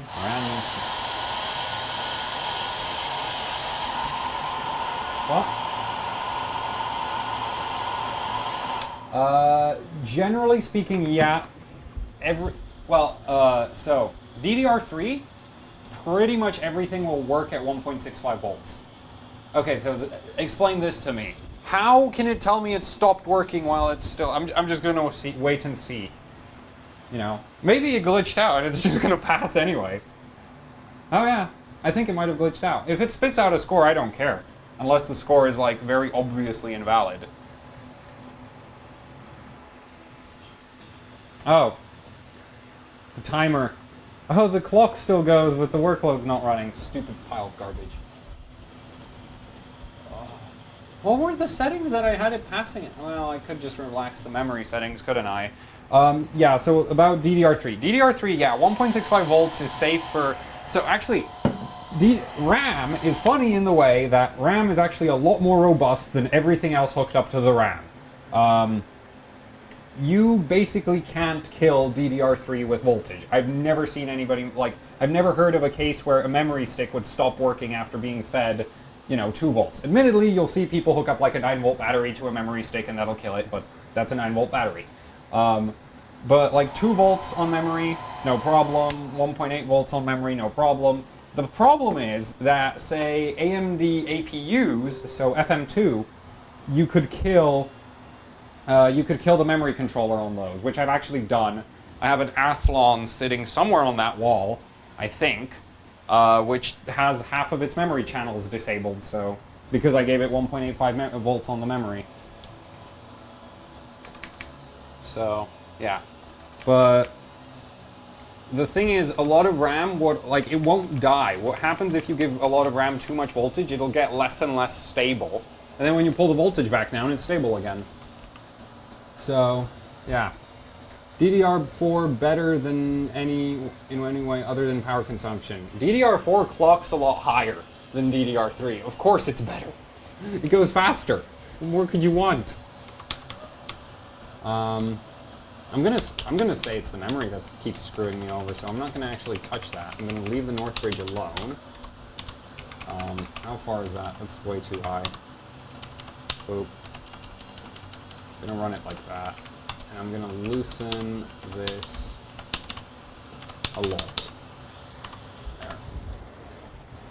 This is gonna probably murder my score, but I can't really do anything about that, so I'm gonna eat it. So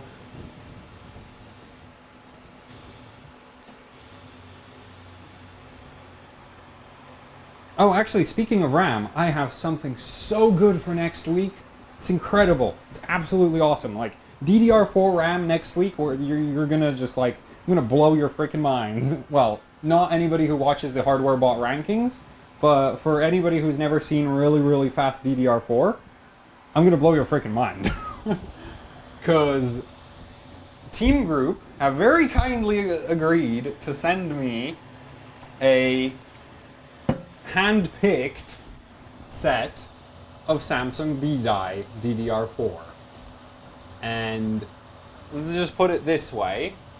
It's binned to be able to do almost like 5 gigahertz if you're just going for pure clock speed. And if you actually care about performance, it should be capable of doing like 4,000 plus at 12, 11, 11 timings. So the problem is I'm a massive noob at RAM overclocking, so there's a very good chance I'll get this really nice memory and not be able to get it to actually post at those settings. But I'm super excited. And I do have the Maximus 9 Apex motherboard, so that thing is a memory overclocking beast, so it should go really, really, really well. So yeah, now let's get Geekbench running.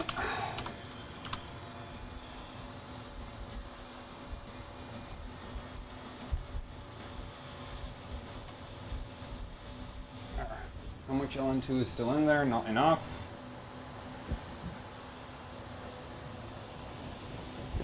So I'll go grab some more, and then we'll run the benchmark. So it does look like I'm going to run out of LN2 before I get a good score on this damn thing.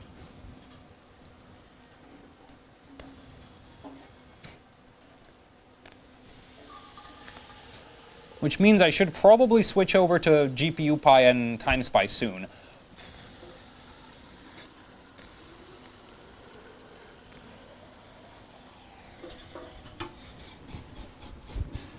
So this will probably, like, if this doesn't pass, I give up. Because I don't want to waste any more LN2 on a benchmark. I need scores for the other stages as well. So, yeah. Let's run this. If it crashes again, I'm going and doing GPUPi instead. And GPUPi is basically pure CPU speed, doesn't really care about memory.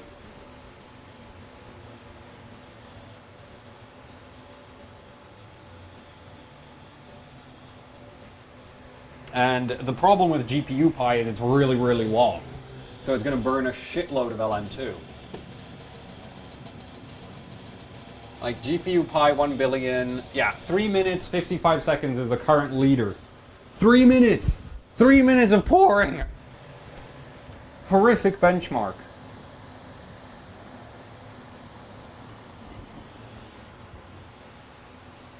Do it! I believe in you, system. I believe in you, shitty RAM. 49, 50, and it froze again. Bam.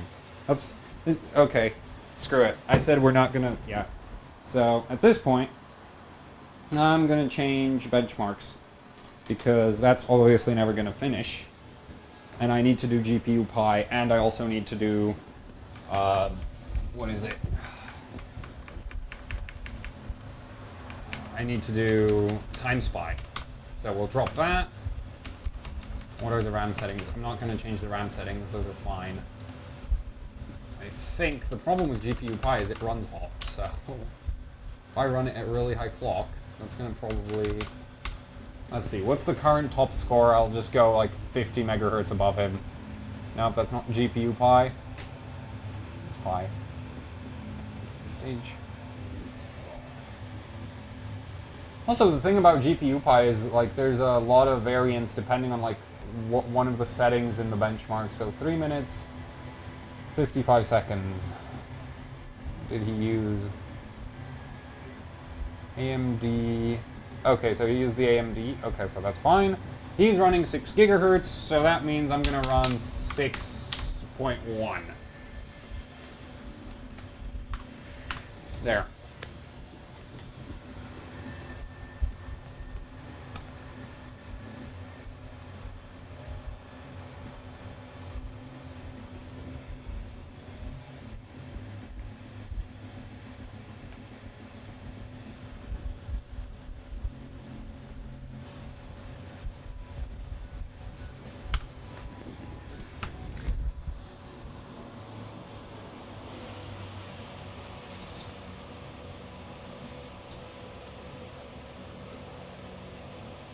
Fill up. How's the RAM doing? RAM's cold again.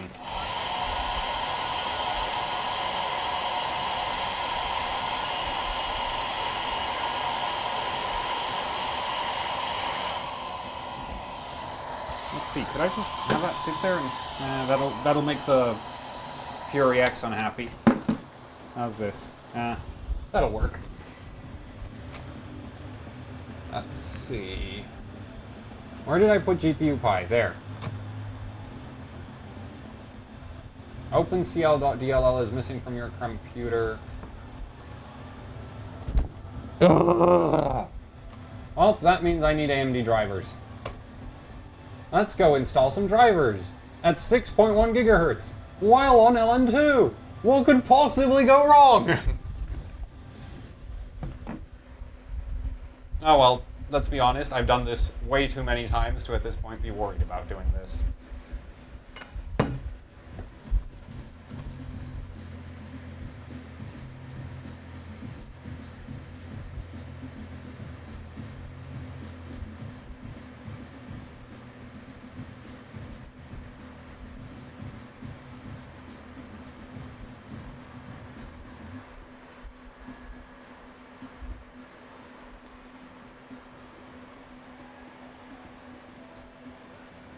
Also, the best part is I'm actually installing some really old drivers.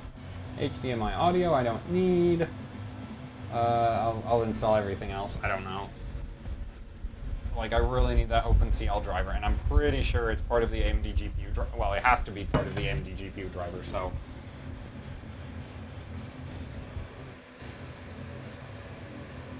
Could you please? Is it? It's not frozen. I'm gonna try track what it's doing, if it's doing.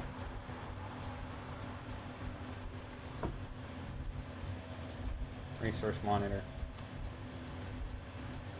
It's not writing anything to the disk, so I guess the drivers are not pleased with my overclock. That would not be really that surprising, but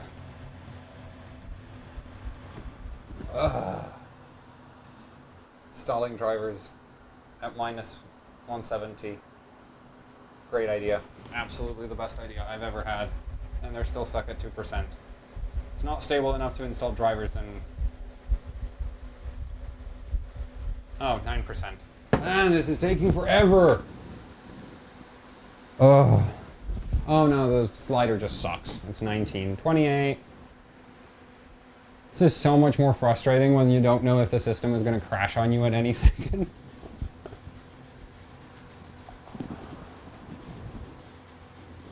Always trust. I thought this was disabled.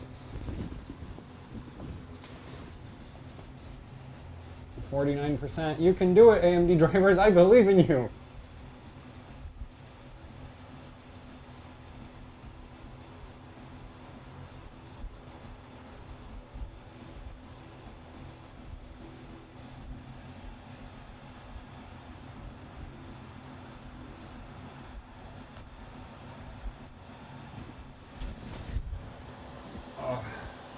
89. Okay, it's over. It's almost over. Now it should black screen because that's what AMD drivers do when they... Oh, okay, that was a lot less painful than I thought it would be. Restart now, please.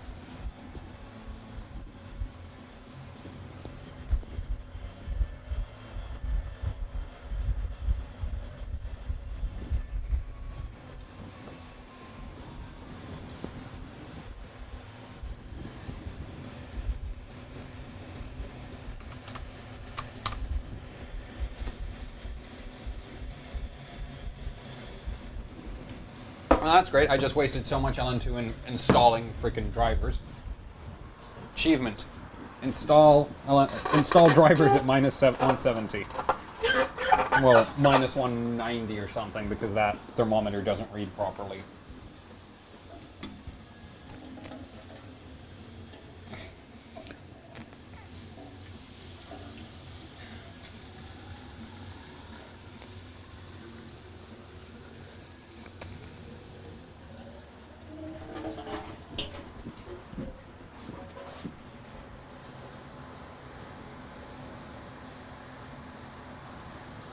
Ta-da! Well, let's get GPU Pi running. I wonder if I might not need to if I need to refill in the middle of this, that's gonna really suck. I cannot... There we go! Calculate OpenCL CPU devices. Authentic AMD FX 9590. Well, I'm glad it's authentic then. Let's see what the other guy was using for his settings, because, you know, that's the best way. He was using 5 million and 128. And yeah, this is exactly how I always bench GPU Pi, because actually figuring out which one works best, you've got to be freaking kidding me!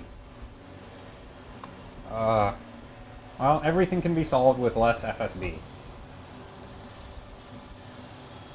Everything. What's the CPU ratio? Oh, group tuning. Bam.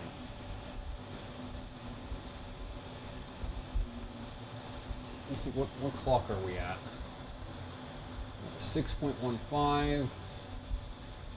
Why?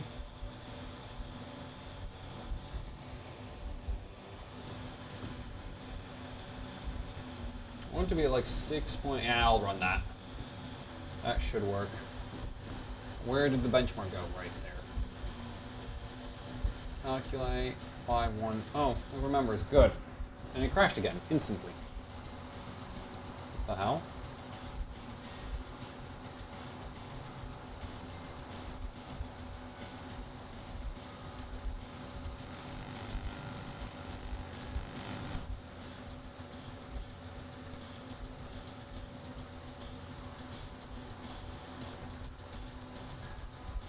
Is it unstable? I guess it's unstable. So the proper way would probably... yeah, I'll do it the proper way. I'll reset it, see if it runs at stock. If it doesn't run at stock, I have a problem. And if it does run at stock, well, I need to figure out why it doesn't run overclocked. Which is probably because my overclock sucks. If you would kindly start, useless pile of garbage.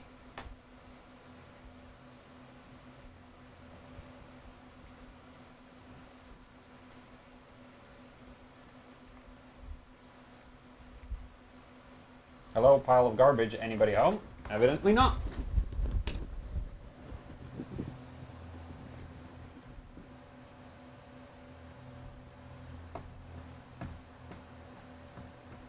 There we go. At least all the LEDs make this motherboard drain capacitors faster than others.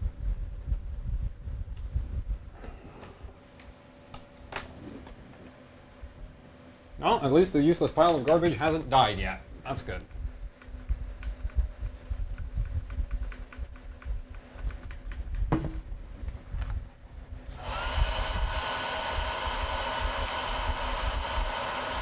So I'm not going to load optimize defaults because that would be load profile, yes, please. See, that's the problem. Tells you that the temperature is plus 127 degrees, which is obviously wrong, and if you actually have that, then, you know, you could run into thermal throttling and other issues. So ignore, ignore, ignore, ignore, ignore, ignore. Bam. Boot.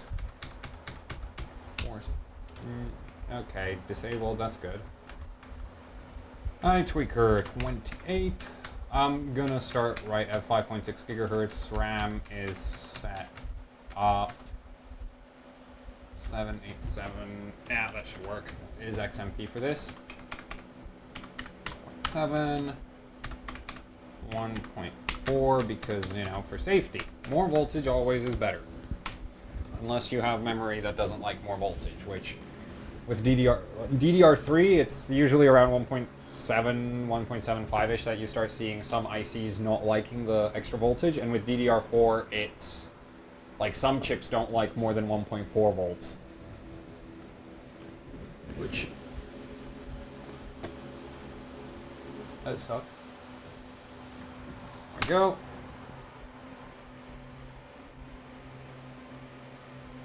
You gotta be freaking kidding me. It's not gonna even start?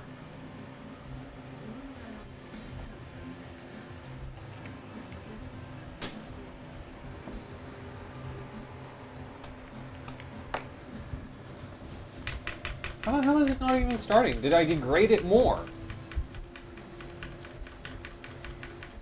5.6 is not an achievement.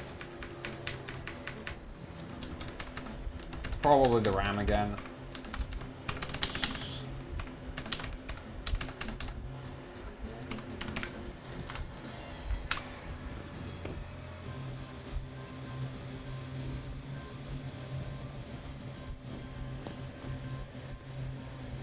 How many more benchmarks do I have to do? Well, Geekbench I have, Cinebench I have, Unigine Heaven I have. That means once I do GPU Pi, it's just Time Spy, so let's go for it. There's not much left. Please work.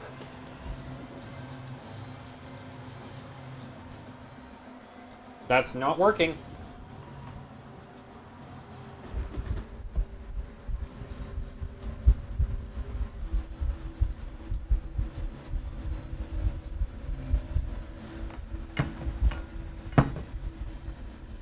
Memory's cold again, but not that much.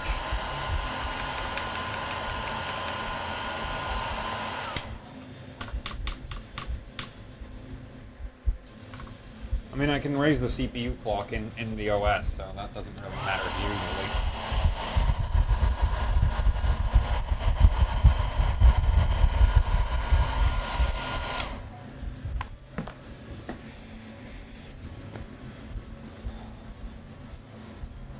Posts. Good.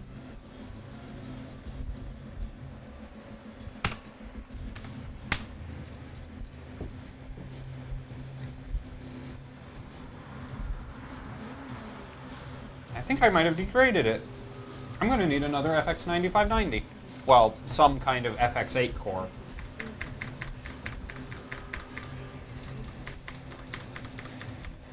Unless the Digi Plus settings aren't... No, those should have been saved in the profile.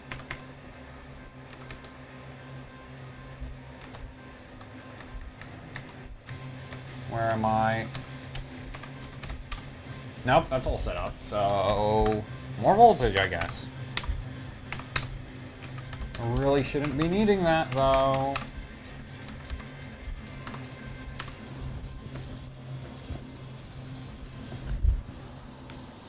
Very real risk of me having...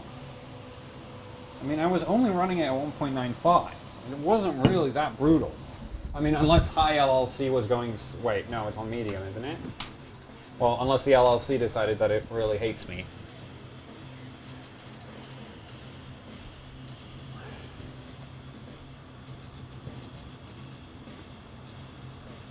It's at 5 gigahertz. Okay, I'm starting to think that it's just screwed at this point. Like, 5 gigahertz is not hard. This should be posting no problem at this kind of voltage.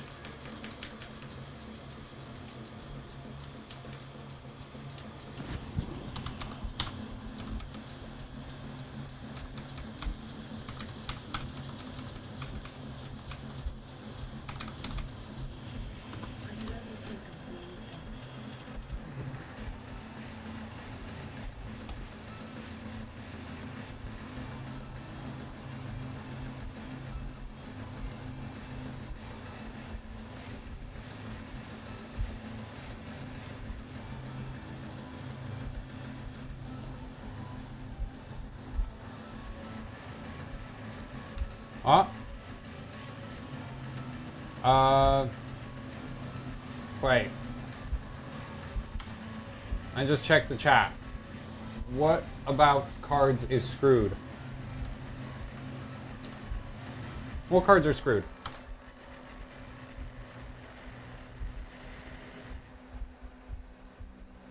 Wait, is somebody talking about the FTW cards from EVGA? Because that should be fixed at this point. Like, really, really should be fixed. All of the FTW... Oh, yeah, 1070 from EVGA. Yeah, so the 1070 FTW2 is fixed. If anybody buys the old FTW, there is still in that, like... I actually don't know if they changed that. I think they might have. But the thing is, a lot of this information is NDA'd.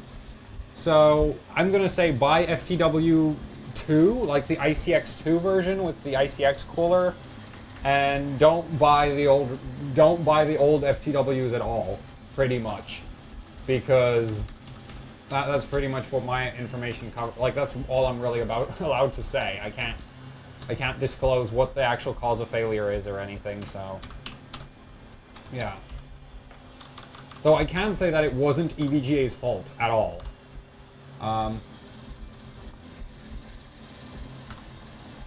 No, there's the NDA is not on an old card, the NDA is on the manufacturing defect. You don't share manufacturing secrets, basically. That's the deal with that, you know. I can't just go like, oh yeah, it's because so and so did so and this, and because, like, you know, that causes a lot of issues for a lot more people than just, yeah. So I can't disclose that. That froze. It's not pulsing, is it? Are my eyes bad? Nope, it's not pulsing. So why is it not starting? I'm gonna load optimized defaults at this point because I am very confused. Unless, no, the RAM is cold, but it's not so cold that it could have water on it.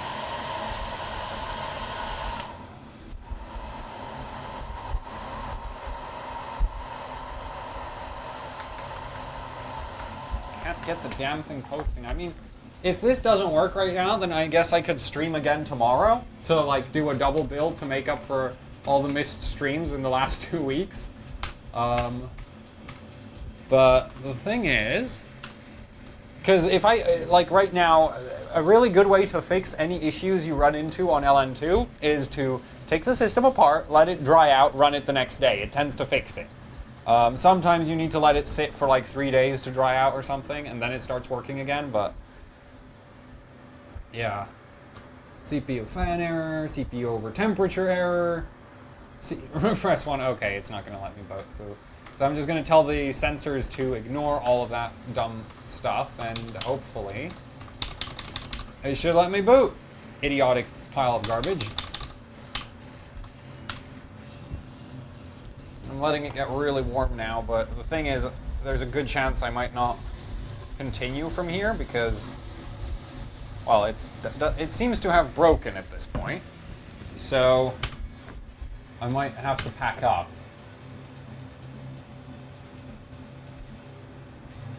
Ah, it's broken. I mean, I still have the other Windows 7 install, so I could try that. Or I could try the Windows 10 install. That's an idea. I'll try the Windows 10 install.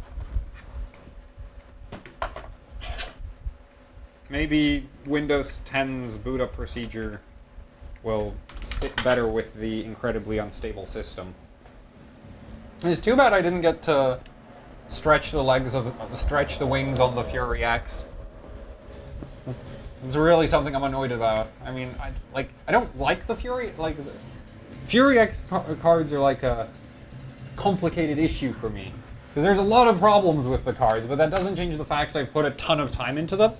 And the fact that I do still like the performance they deliver is still better than an RX 480.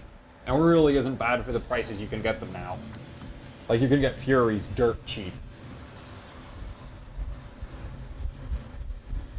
Also, Furies are popular for mining, so I expect to see some really, really cheap secondhand Fury cards soon. And Windows 10 seems to be completely screwed as well. I think. I've never seen this happen before, so... because I don't use Windows 10 that much. Oh, it made it. Incredible. Yeah, and this is from a different competition that I was benching earlier this week. But the OS is, of course, completely screwed. Keyboard dropped out, mouse dropped out. Let's see if I can unplug them and get them to come back. Return, please. I think it died.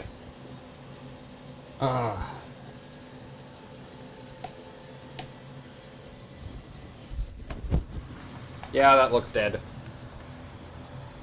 Yep, power button doesn't work.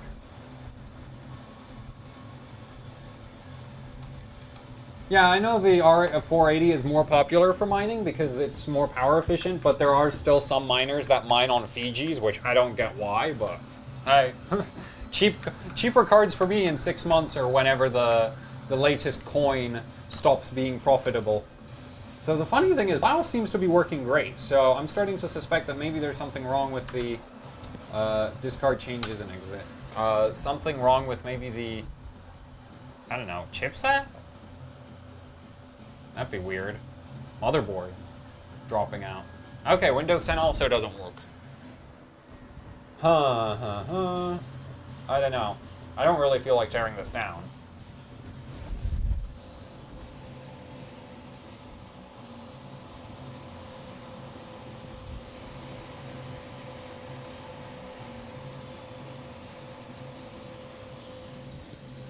Now let's check how the water... Huh? Oh, I don't see any water buildup. It's not even like... Yeah, this is dry. So... either I destroyed the CPU, or the system's just too wet to run right now or something. I don't know. I mean, let's see. I could try warming it up.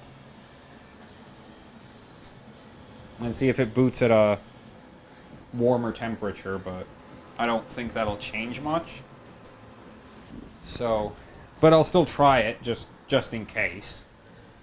I need to put something between the... I need to put something right here, because when I hit this with the... when I hit the LN2 pot with the hairdryer, this stuff, this snow here, will spray everywhere. And that's going to be less than ideal for the back of the GPU. So, where do we have some kind of guard for that? I need just paper. Shouldn't be a problem. Ugh. There we go. Oh no, that's too big. Damn it. Oh, there it is. Bit of Fury X packaging for Fury X protection. There we go. Yeah. Okay, well that exploded fantastically. Anyway. The motherboard is waterproof, so I'm not too concerned about the motherboard. The GPU is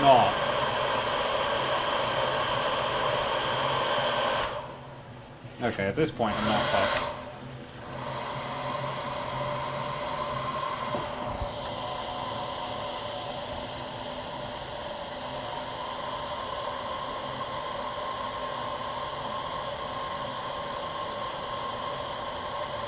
Minus 127, minus 125, preparing automatic repair, and that crashed as well. Oh no, it didn't.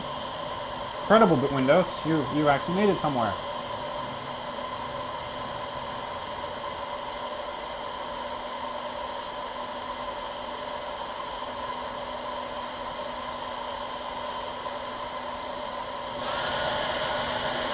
Okay, automatic repair seems to have failed. It's still really cold.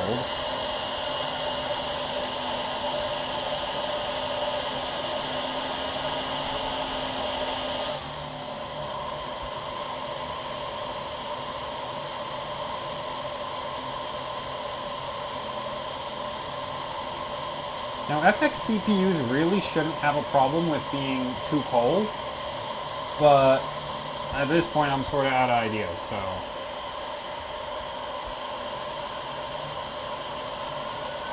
Well, that's still broken. So maybe the CPU's dead, which would be... Which would really, really suck. Luckily, I still have warranty on it. And it's from CEX, so I can probably just take it to them, tell them that it died, and they'll probably give me a refund. Probably.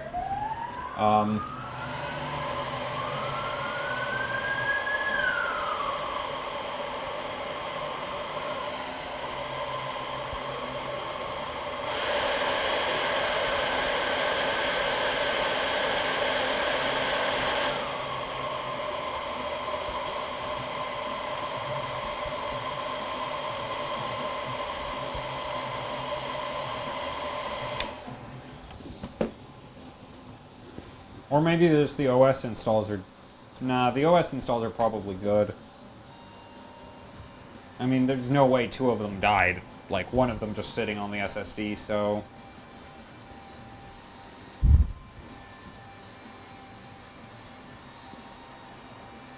Yeah, it just keeps...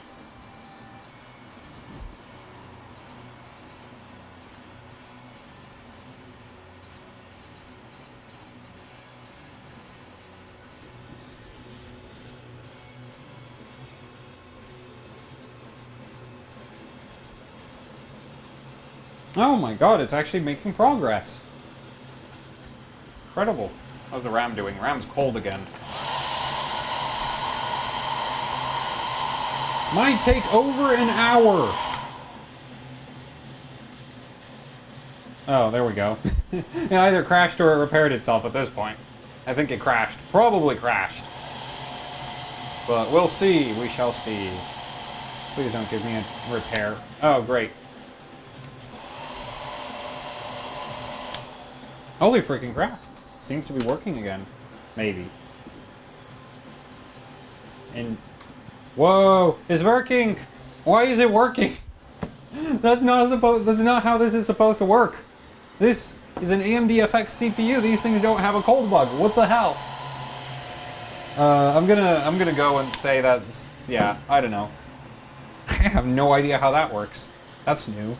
That really shouldn't have worked. I was ready to pack it in. I mean, it shouldn't... Yeah, this shouldn't be working. How is it working? This is not how FX chips do.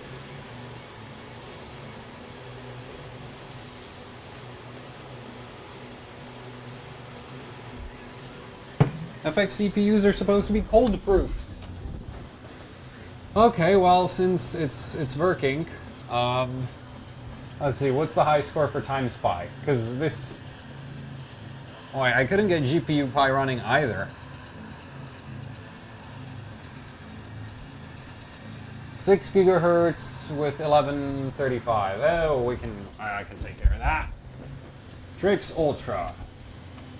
I really should have a different BIOS on the card, but eh.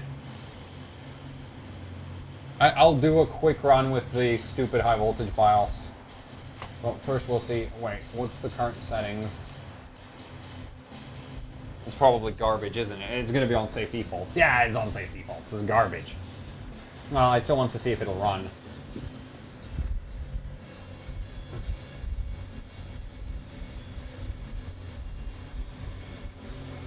So I guess I got to run it at a minus 100-ish, otherwise it's not going to work.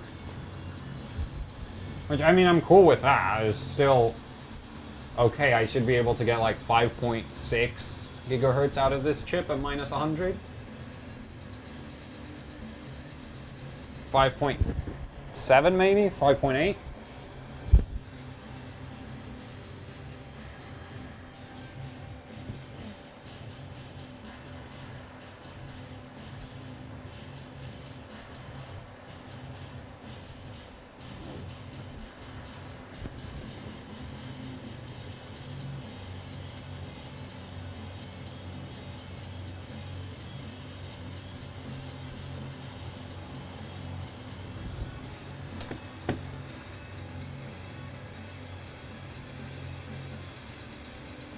So about being allowed to run Windows 10. So Windows 10, the problem with Windows 10 is that it uses a software timer instead of a hardware timer because it's more power efficient to do that.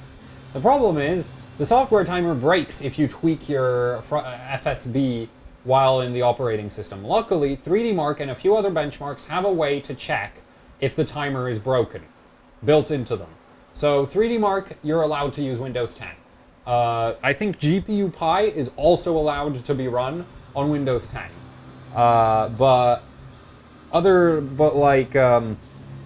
basically everything else is not allowed. Like SuperPi, you can't run that because it doesn't have its own system for checking the time. There's a whole bunch of benchmarks basically which can't check if you're cheating or not. So you're not allowed to run those. But the benchmarks that do have like built-in timer checks, you can run on 10 just fine.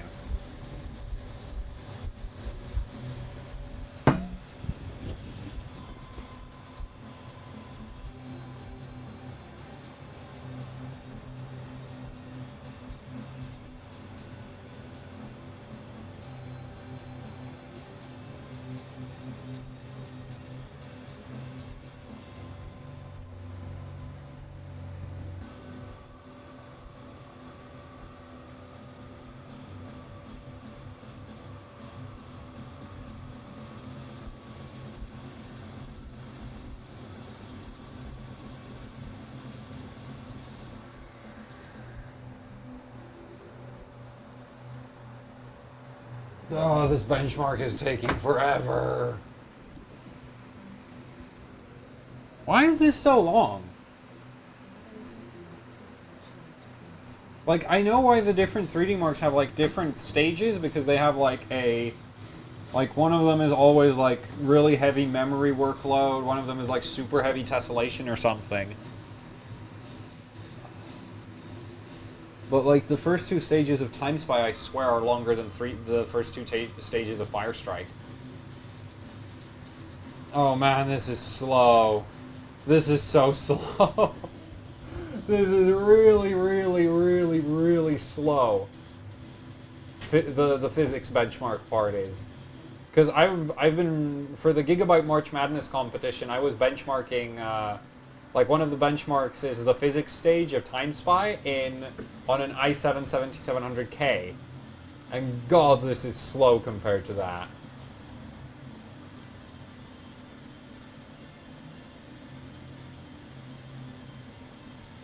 This is like half the speed. Literally half the speed. It's not even doing 24 FPS, it's doing 11. Also, this benchmark is actually pretty memory happy, so that's not great. Because we have a score. Great, we have a score. And it doesn't... Somehow it does... Oh, I know why it doesn't suck. The Fury X is carrying the CPU. Yeah, the Fury X is carrying the CPU so hard.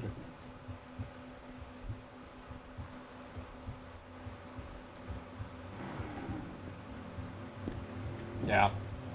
Admittedly, I'm not... Yeah, I'm outscoring everybody else's Fury X. And once I put the... let's go for it. This is gonna be fun. Oh, right, I need to do the wallpaper. Shut up, Windows! Oh, damn it. This thing doesn't have the right wallpaper for this one. So it's getting cold in here.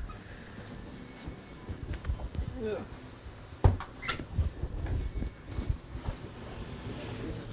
Well, I'll power this off. Shut down, please. You can't. Shut down. Thank you.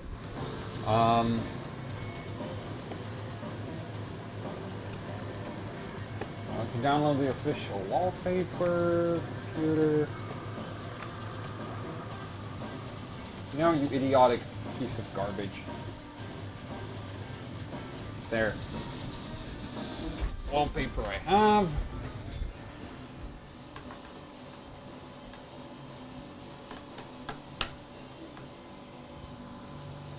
Let's go for it. Do need more LN2 at this point. So, really wonder what the hell got too cold to run, though. I guess maybe the North Bridge? 7, okay.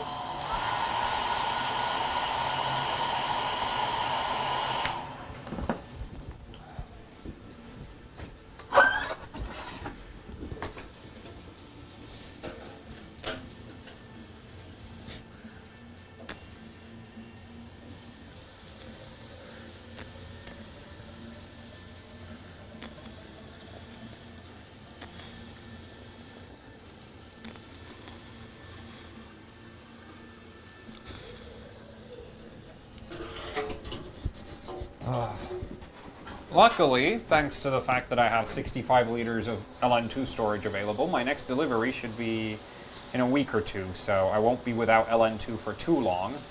And it does give me time to work on like KB Lake ambient overclocking for the next couple live streams, which I do want to do. Also, well, actually I have so much stuff planned that I want to do, but it's just like never have enough time to do it. Come on. I hate how it blows up on you when, like right now there's a ton of ice in the LN2 pot, so when I pour in, it evaporates like super fast, and then it shoots back up. It makes pouring a nightmare. There we go. That should help, unless that shoots out with it.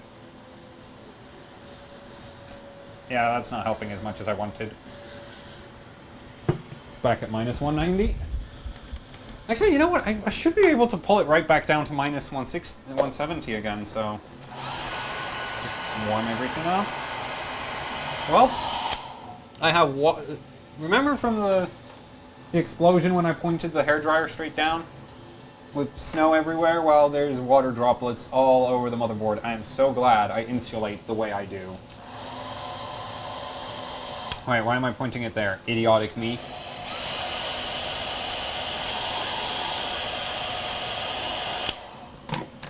Let's pull down. Actually, I should do that with it turned off. Is it less violent?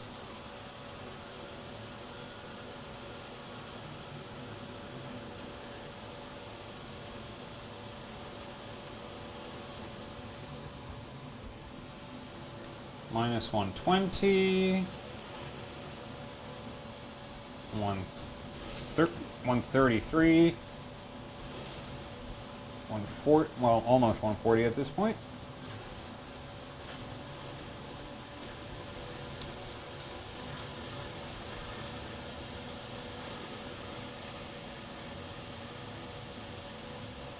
And we're back at minus 170 again. There. Yeah, that's like... That went down really quick because of all the ice buildup inside. And will it post? That'd be really unfortunate if it stopped working again from just that. Enter advance. Ace OC profile, load profile 1. Monitor.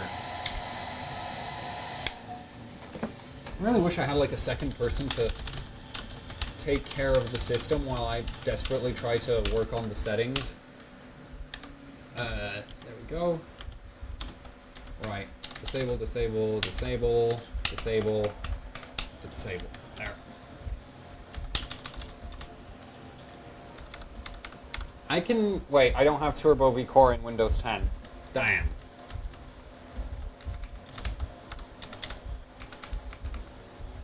It's not going to be pleasant. 27.5, here we go. 7.5. That should work right off the bat. 1.75, 1.4, 1.7. Timing. I'm gonna run it a bit loose. I know the benchmark likes, like, good memory time, like, it does like memory performance, but, between stability and memory performance, I'm going to choose stability. That should run. Oh, and I'm all out of LN2 again. That's great.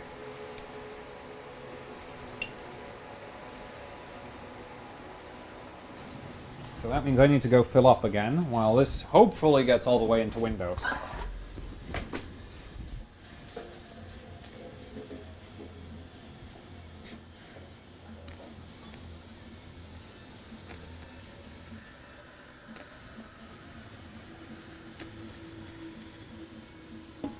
You know what? I think I might end up having to run GPU Pi completely ambient, because I'm like completely out of LN2 at this point.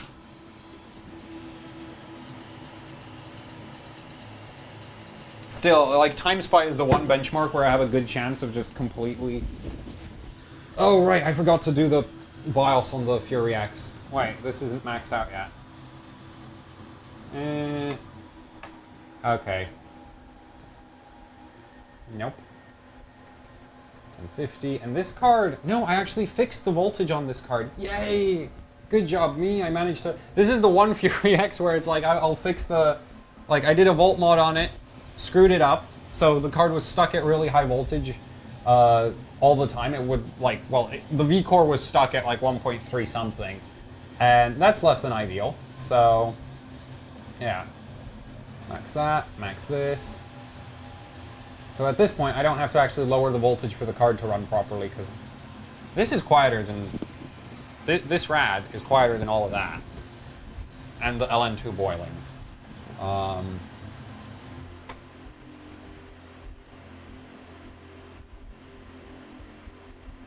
CPU.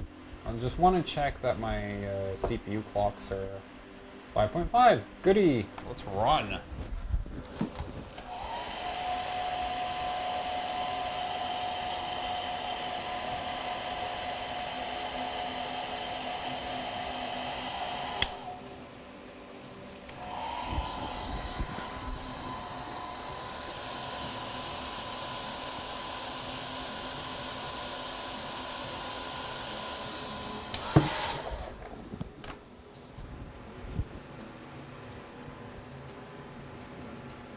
Go.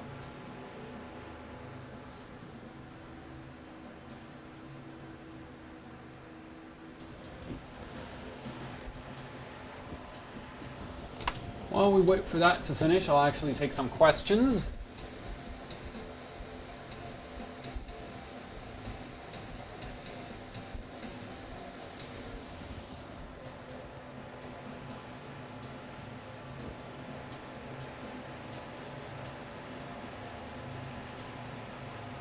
Let's see.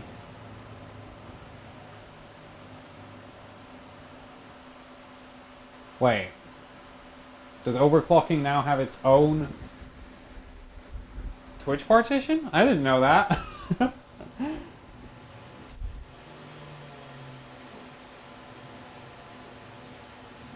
Could you actually OC an iGPU or APU GPU on LN2? Yes, you could. I don't see why, like, there's actually been... Oh, right, no. So G-Skill does a ton of, G-Skill do a lot of memory, like, overclocking competitions is focused on overclocking the memory because G-Skill makes RAM. I know, that's surprising. And the thing about, like, getting, like, memory-focused benchmarks, one of the easiest way to get a really memory-focused, like, RAM-focused benchmark is to run Intel iGPUs in 3D Mark. So yeah, that is often a competition that G-Skill puts up is Intel iGPU versus 3D Mark, no cooling restrictions, and then you get guys running LN2 on, you know, like, well, running LN2 on iGPUs. And the problem with it though is actually, like, say on KB Lake and Skylake, the iGPU is really, really, really fragile compared to everything else in the CPU. So I think Dancop, when he was trying to qualify for last year's G-Skill competition, he said he killed like 5 iGPUs on a 6700K. So, yeah. But yeah, you could totally do it, I just don't, like, I don't see a reason why, except for, like, competitions like that. So. And here comes the physics stage. This will crash on me, won't it?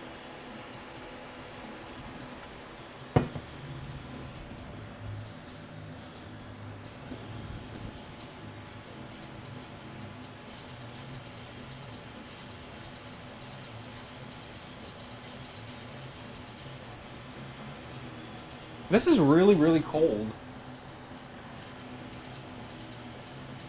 Like, the benchmark is. It's not running hot.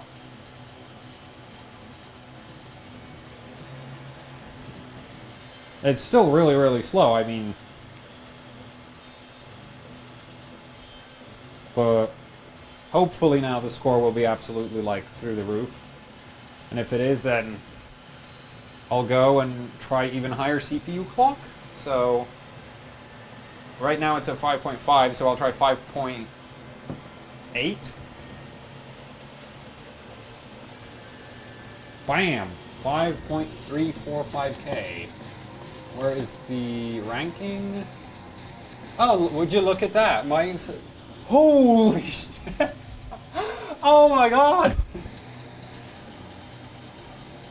My GPU score is insane. Now, I really want to check that I didn't accidentally leave tessellation turned off, because the thing is, we're not actually, for Time Spy, you're not allowed to turn off tessellation, which could be part of this. I'm just going to set it to, no, I need to use application settings, that's probably, right, AMD Optimize might be overriding it. Damn it! Okay, we'll rerun. I hate that. Is like, I mean, the automatically optimized tessellation thing from the AMD driver is a genius part on AMD's side, because it basically means, like, above 16x tessellation, it doesn't really do much for looking good in games, but it does run a hell of a lot slower. So the override makes sense. The problem is, you're not allowed to use it for 3D Mark. And the AMD default optimized setting, at least for Windows 7, certainly isn't valid for 3D Mark.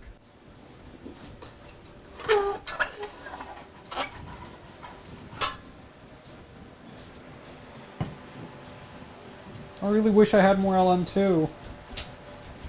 This really sucks.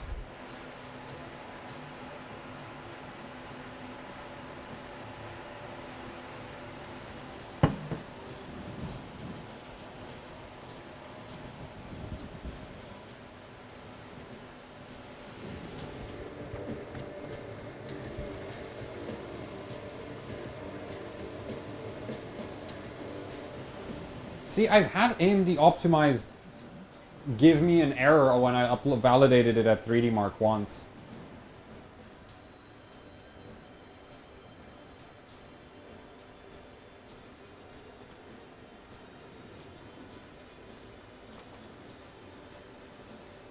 It's either going to score the same or worse. If it scores worse, then Optimized definitely wasn't valid.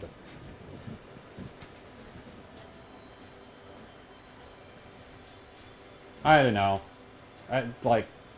Whatever, we'll see. If it scores the same, it's valid. If it doesn't score the same, it's not valid.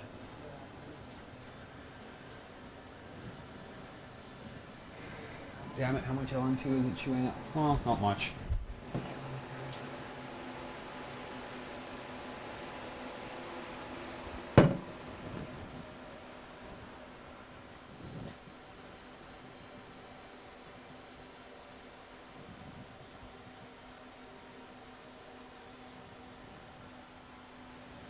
No, I never override through 3D Mark. Like, I never...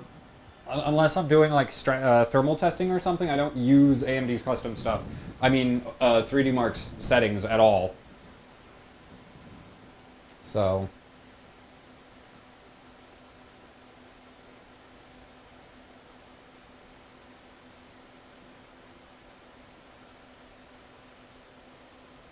How much is it actually burning right now? Not much.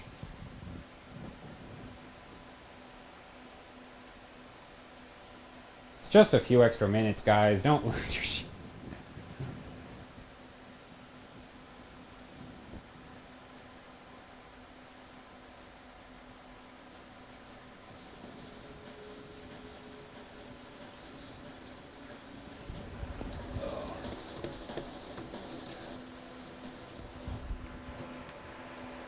Even the physics stage doesn't really use that much LN2.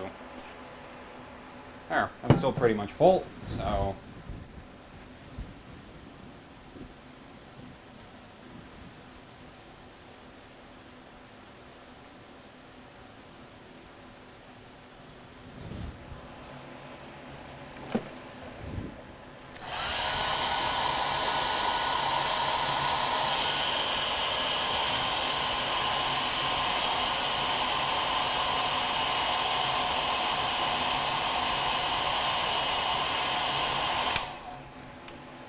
Hey, it actually scored higher.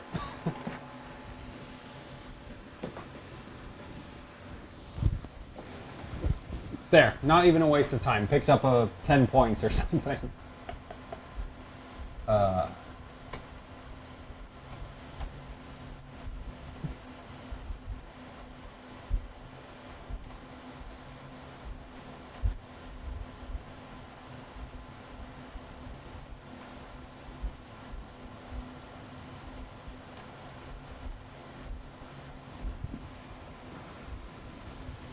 I really should load up that, what was it? So next restart I'm loading up the really high voltage BIOS on the Fury X and I'm gonna blow this benchmark away. Now I need memory in one of those. Oh, and I'm gonna have to validate save. So this is div for 1 save. And I need a screenshot. Oh, oops, wrong wallpaper. Damn it. No.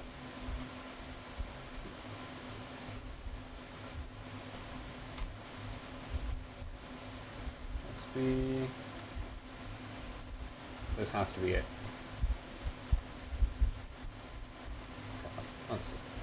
Yeah, that's it. Okay, good. Pictures.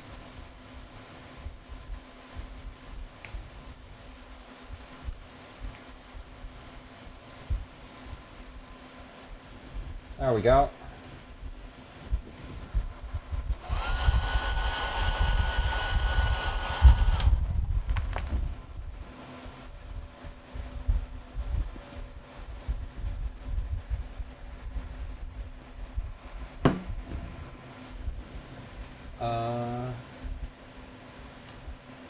Yeah. Yeah. Div for 3D TS. Save. Okay. Restart. And damn it. I need to flick the BIOS switch with something. And I don't have anything on hand. There. Got it. Ah, damn it. Didn't get it. Well, I'm still going into the BIOS, so. 28.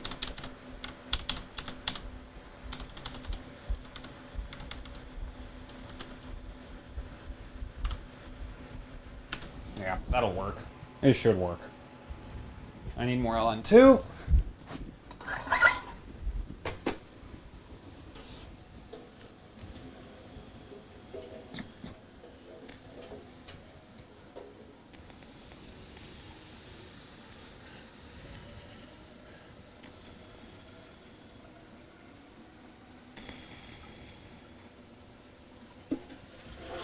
Well, it looks like I'm running GPU Pi on just the thermal capacity of the LN2 pot because there's 0 LN2 left at this point.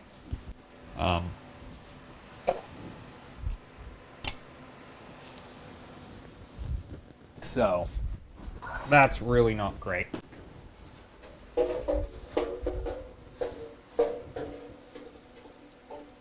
Yeah.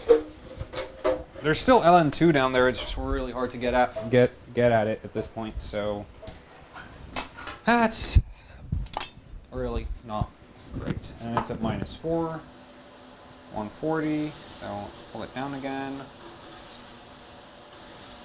When I forgot to change the voltage, didn't I? I should run. If it's cold enough, it should still run.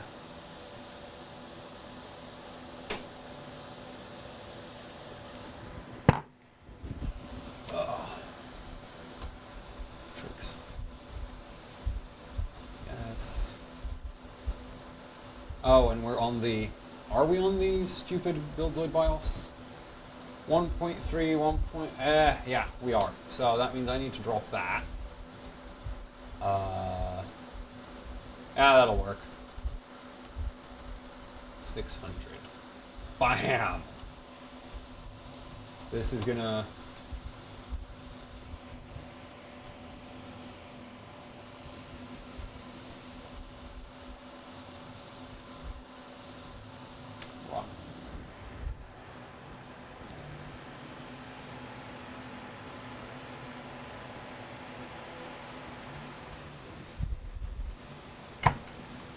I need something higher to pour from. Let's see if I can get it off the chair.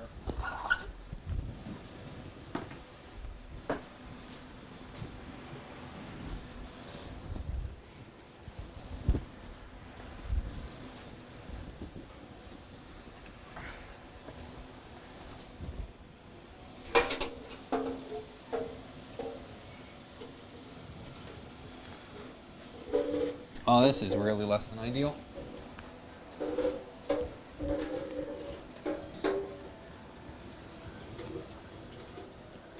Yeah, this sucks. Ugh.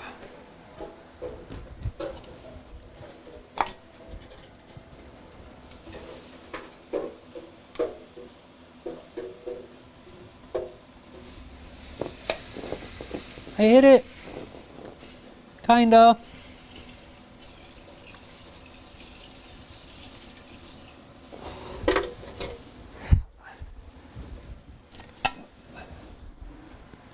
They're still, at least they're still on 2 down here. Go. Oh.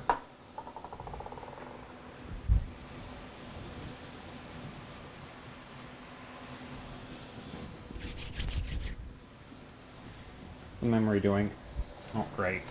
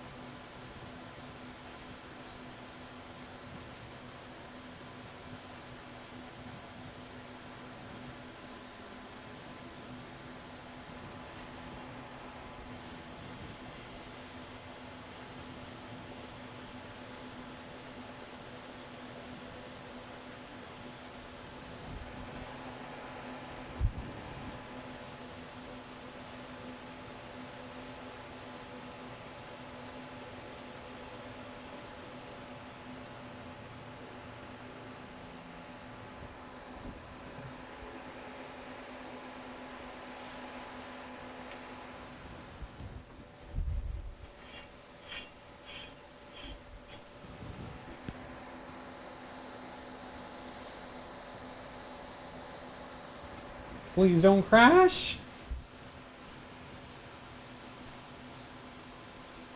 Please don't crash.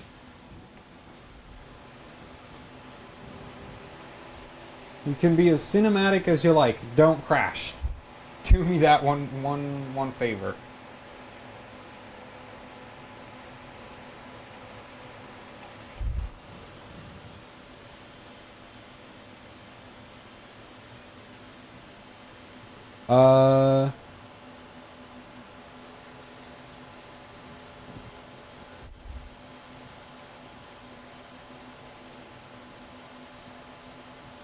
Somebody asked, I use Plastidip for all my insulation. There we go, made it. Oh. Scoring like not better at all. You've got to be freaking kidding me. I hate this benchmark. I swear it does whatever the hell it wants. It doesn't. Like, this is 4 points higher than last time. You've got to be joking. Okay, wait.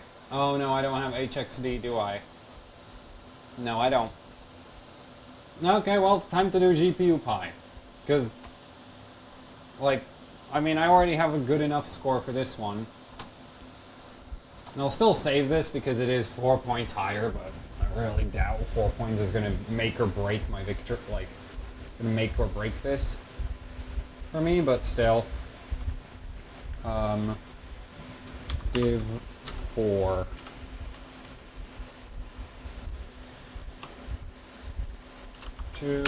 Save. And one more CPUs in window. Time to run GPU Pi. And I'm going to keep the current settings because evidently it's pretty damn stable.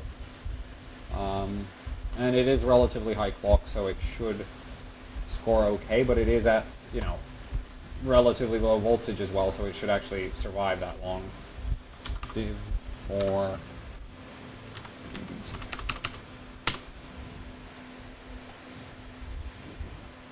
To save.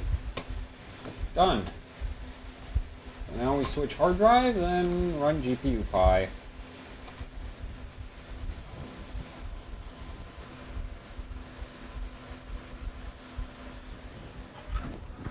Oh, I should have told it to just shut down.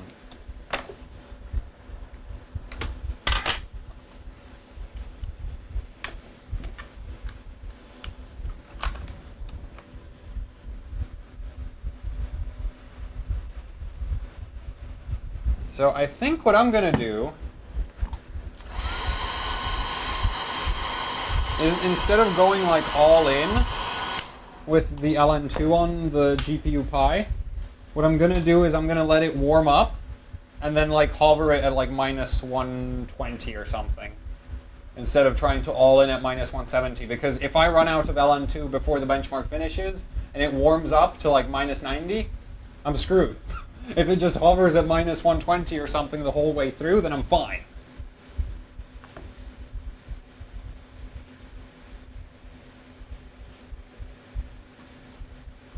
Now, at least that makes sense in my head. I actually have to do the math to make... Actually, I don't think physics works like that. I don't think the physics work out, but I'm going to do it anyway, because at this point I have no idea how else I could do it. Hopefully this stupid thing doesn't crash instantly like it did before.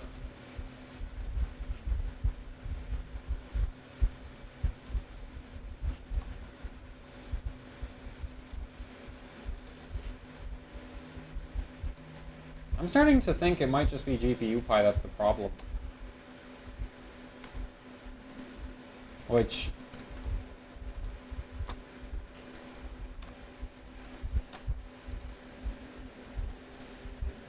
yeah.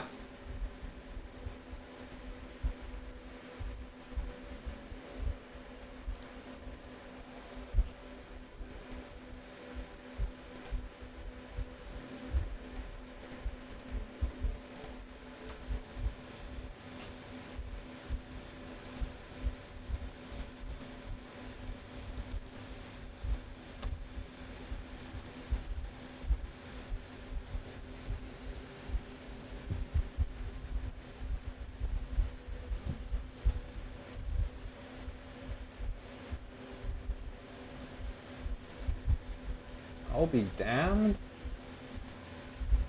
Just won't run.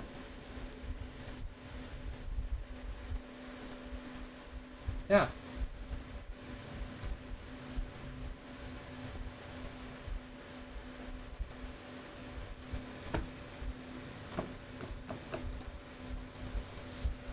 Right, load optimize defaults. Why won't it run?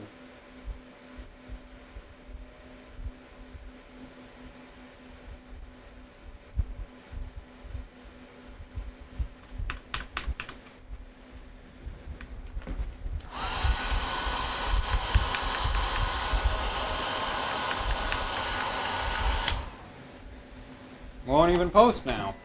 I swear that benchmark breaks everything. Certainly looks at it.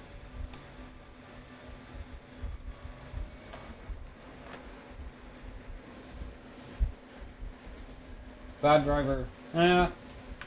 Could be. Well, I guess we're gonna DDU it.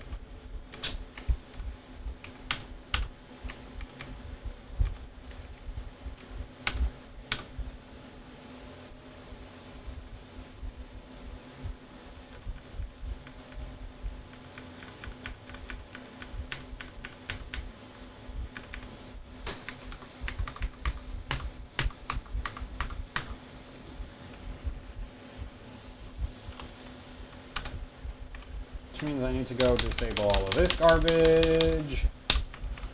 Also disable, what was it? That. And advanced mode. Save.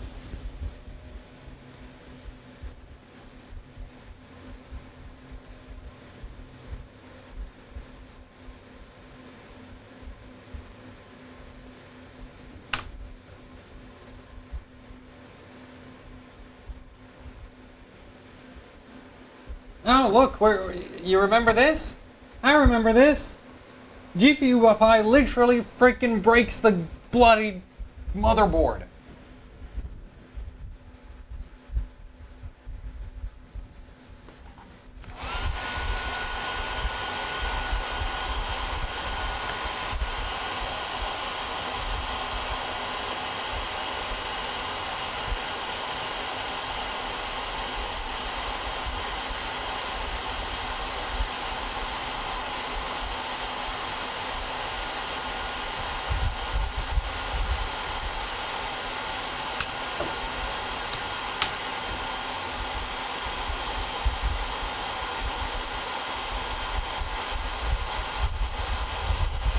Also, it does look like the north bridge on this motherboard might have a cold bug.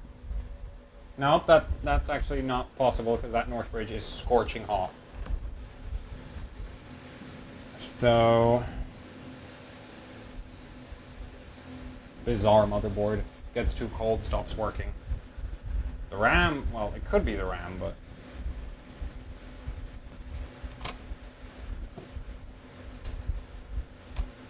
okay, HWbot, let's see if you can run at optimized defaults. If it can't run at this, then yeah, I'm reinstalling the driver. Okay, I'm reinstalling the driver.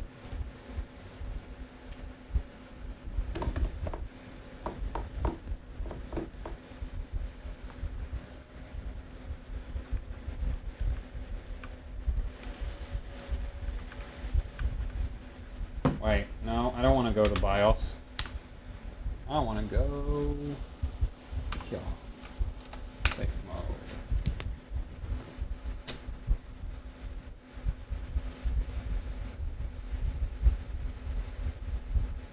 Oh, damn it.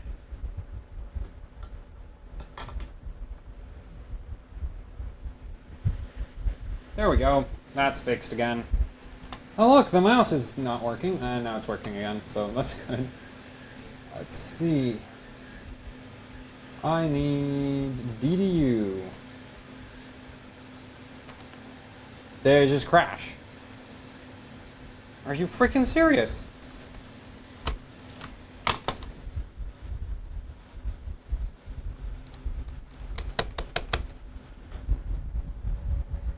The area of the motherboard around the VRM isn't cold. There's... crashed. It just crashed trying to move something from a flash stick. Ugh.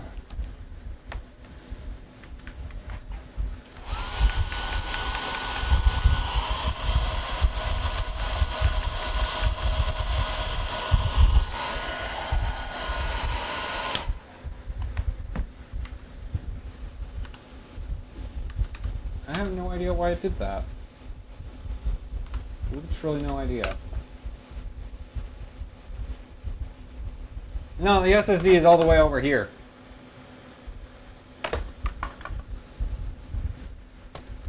But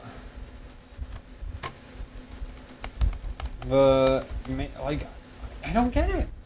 The VRM is warm. The north bridge is warm. The only thing that has any business getting cold is the RAM. And that actually does occasionally get cold, but right now it's warm as hell. Because I hit it with the hairdryer. So I just don't... yeah, okay, that didn't even transfer properly. That's lovely. Utility DDU. Huh, doesn't crash now. Maybe the RAM is just really temperature sensitive and it needs to be hot, which isn't actually that ridiculous, RAM being RAM.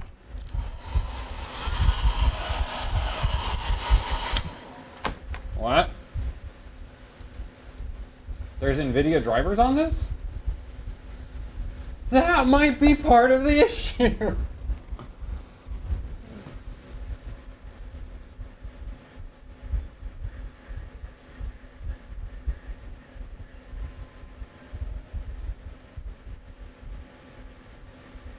That might be part of the issue. There's NVIDIA drivers on the operating system. Well, we'll see. We shall see.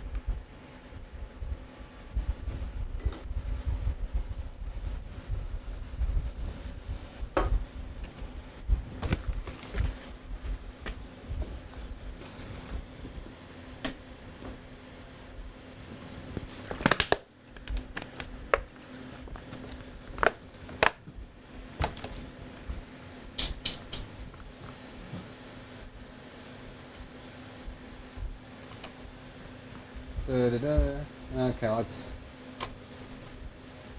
OpenCL.dll. Oh, right, DDU removed that because DDU is as pleasant as it is. Great, lovely. So I gotta... Okay, I'll just DDU everything now.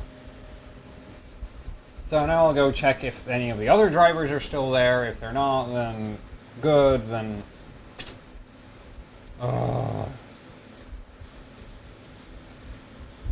This was supposed to be easy. Can't get a stupid benchmark to run.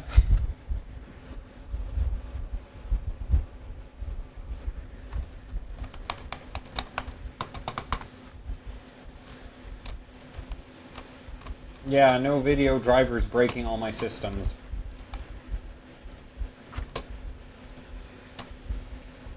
Let's see. Now it's going to tell me that it removed all the drivers, which might actually be what happened, and that's why... No, we still have AMD drivers. Do we have Intel drivers? Wait, there's Intel drivers on this. How much stuff have I put on this OS?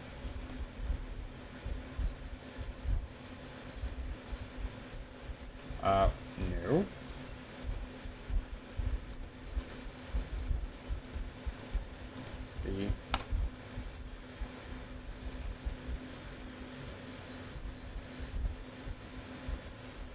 No. I'm going to wipe everything. There shall be no more drivers. I am the driver now. Okay, let's get this show, well, running off the cliff here. That's where this is headed right now, because, well, I'm really worried for my Fury X. Like, that one of those bits of ice that blows off is going to hit it and short something out. And then it's not actually going to kill the card, but it will, like, stop, it'll stop running. That's the problem.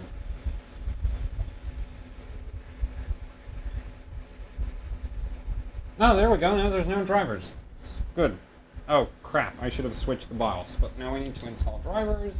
Once the drivers are installed, all shall be well.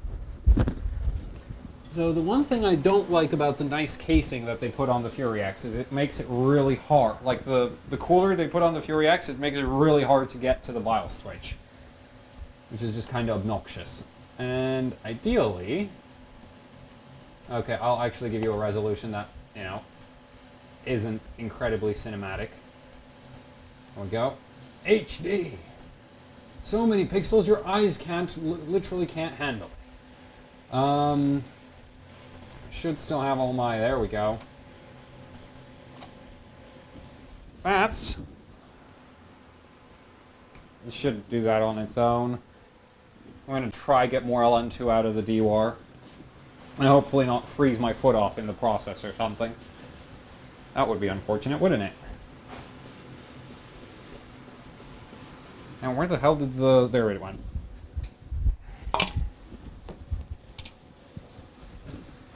Ugh.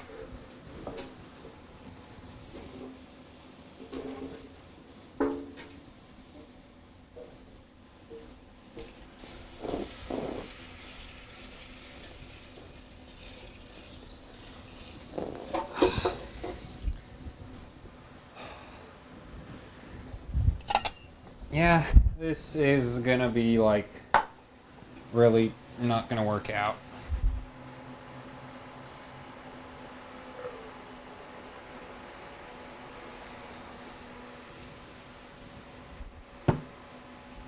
Oh, the drivers are installing a lot better this time, so I guess they must have really installed horrifically last time. restart later. I have a suspicion that GPU Pi might be able to find the OpenCL file at this point. Yeah. Okay. No! It is still not working. Why is it not working? Useless pile of garbage!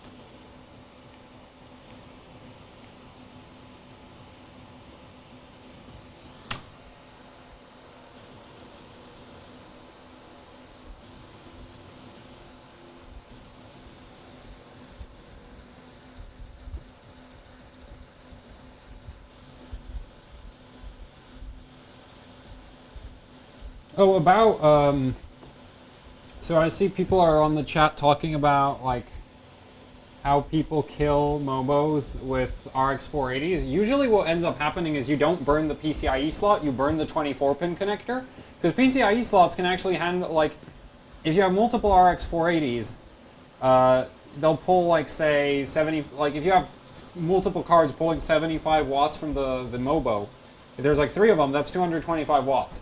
The 12-volt lines on your 24-pin can't do 225 watts.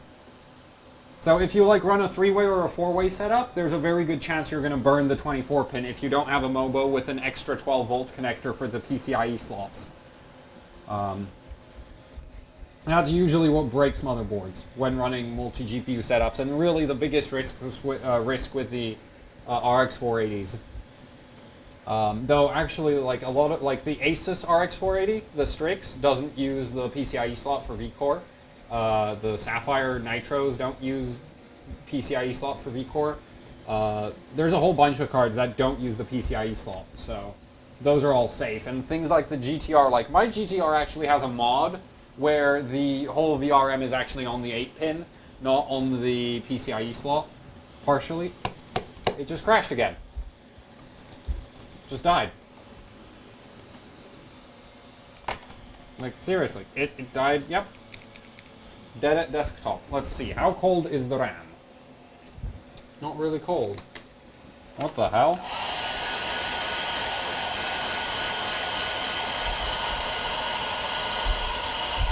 Starting to suspect that there's like some kind of controller near that area of the motherboard that gets too cold and craps the bed, but like, I can't think of anything, because every, like, USB and internet should all be behind the VRM heatsink. So, oh, the VRM is cold. Okay. And still, I don't get it. It's not that, like, it's not cold, it's just, like, ambient.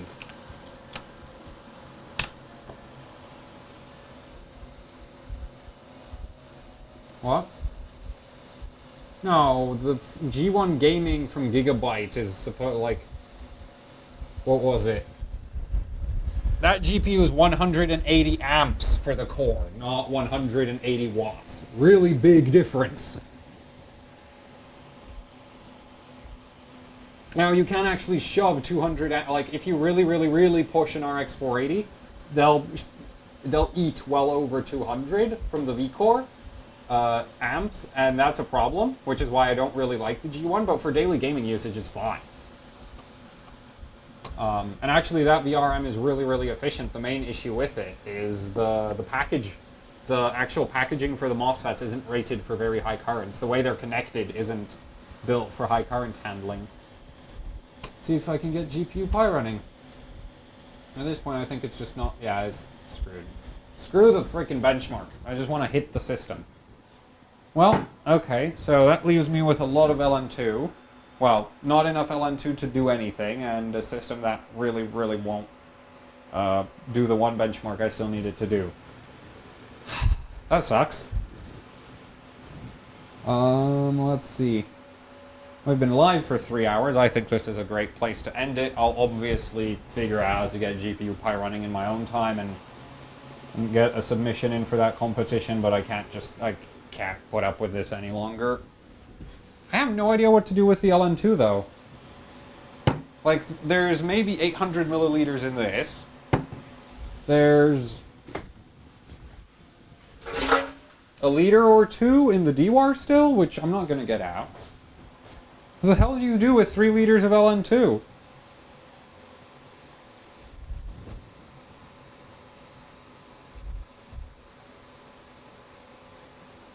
I'm not gonna do an 8 gigahertz attempt. I still need the CPU alive, so... that sucks. Shut this down. Cut that. I'm gonna pull the Fury X out and... You know what? I don't know what to do with the LN2 now. I guess I'll just put it back into DWAR or something and...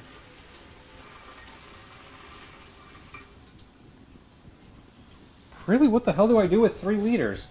It's literally not enough to do anything. Like, you can barely pull an LN2 pot down with... Wow, unloaded, you can pull one down with about a liter. That's usually, well, a liter or two, depending on how heavy it is. That's usually what the LN2 pots are designed to need. There's some really heavy ones out there that you might need more, but this thing should only need a liter to go all the way down. Yeah, that sucks. So...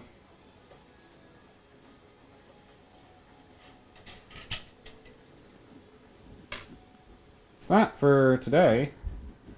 In terms of actual benchmarking, we'll of course do a little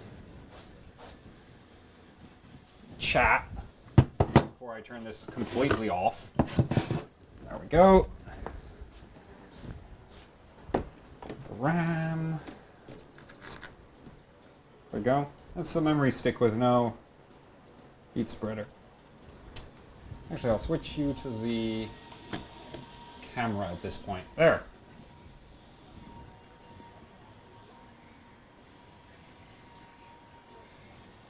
Make nitrogen ice cream. I'm too lazy to cook. And I'm not, like... It's like, even making ice cream, it's like, well, am I gonna make myself several tubs of ice cream and eat them all on my own? Terrible idea. Ugh. I guess I just made it sound like I have no life. Well, that would be correct. I have no life.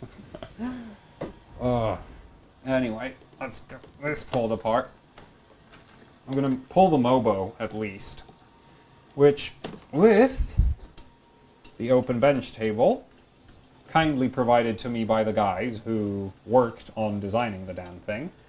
And I really shouldn't call it the damn thing, because it's really nice. Like, it's nice enough that I bother to set this up instead of running a cardboard box like I used to do. So, yeah. With how this is designed, you have toolless mounting, so you can actually just pull it off without having to undo every screw on the motherboard. So let's do that. Oh. That's free.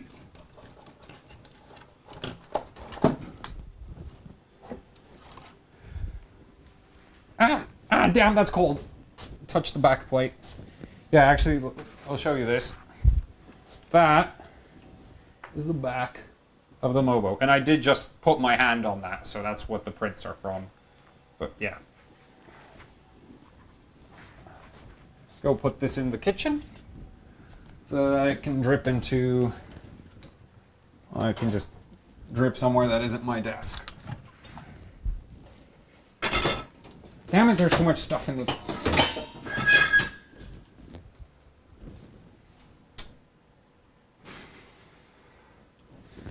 Oh well, this will be fine. For a little bit. I hope. There. So, yeah. That went pretty good. The scores were decent, at least.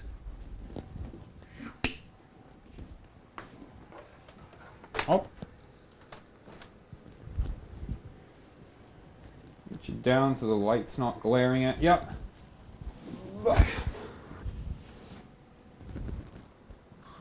we go. So,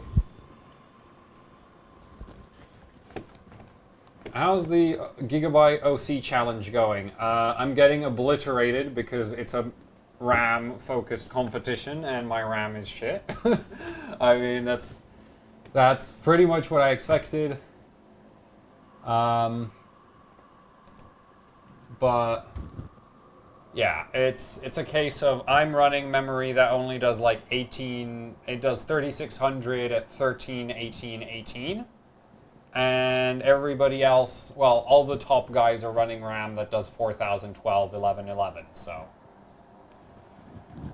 you know, what could I expect from such settings? Yeah.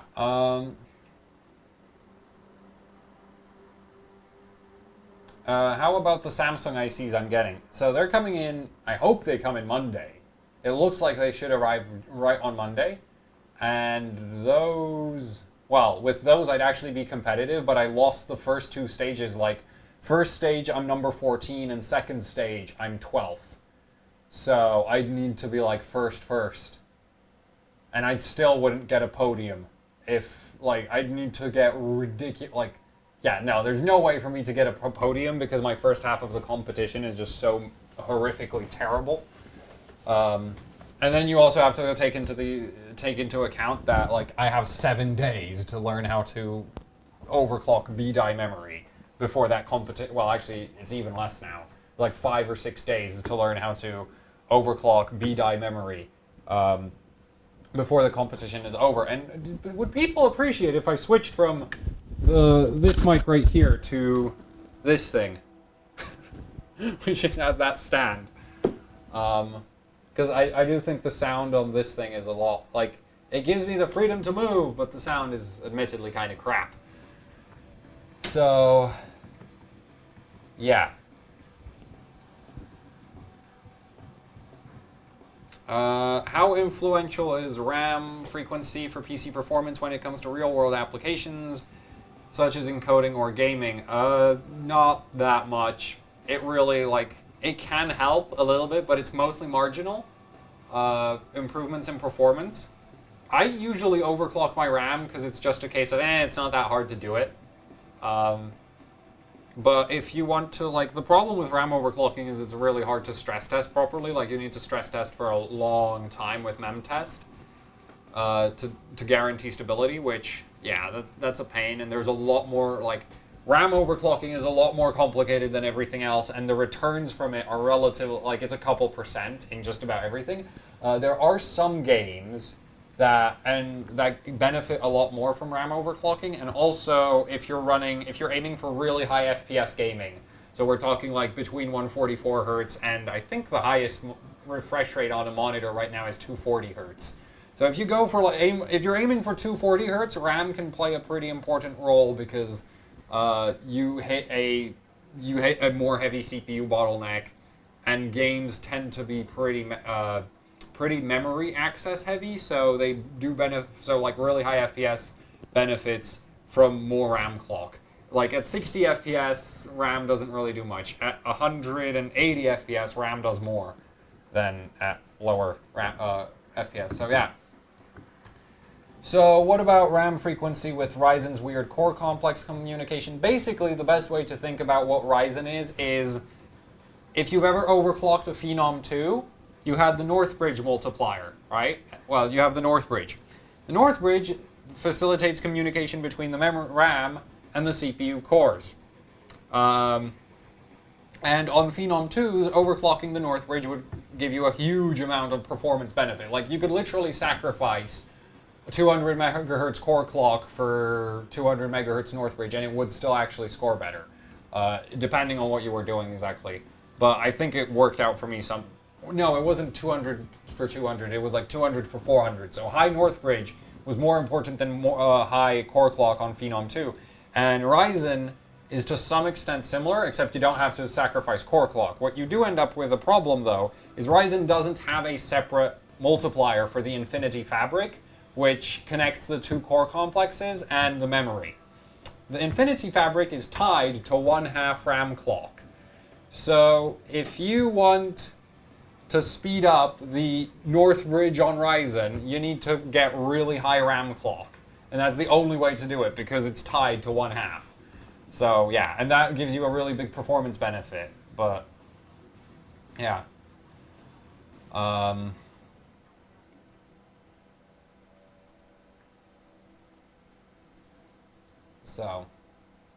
So yeah, that's why Ryzen is so heavily influenced by memory clock. It's because it's not all memory clock. You're actually overclocking the memory control, like the communication between the cores and everything. So yeah.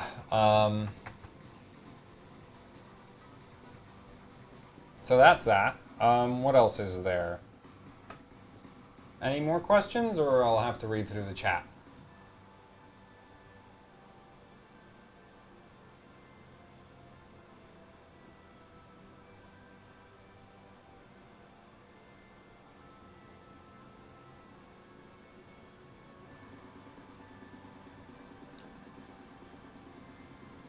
Okay, somebody said switch the mic. I will, because it really is a case of doing.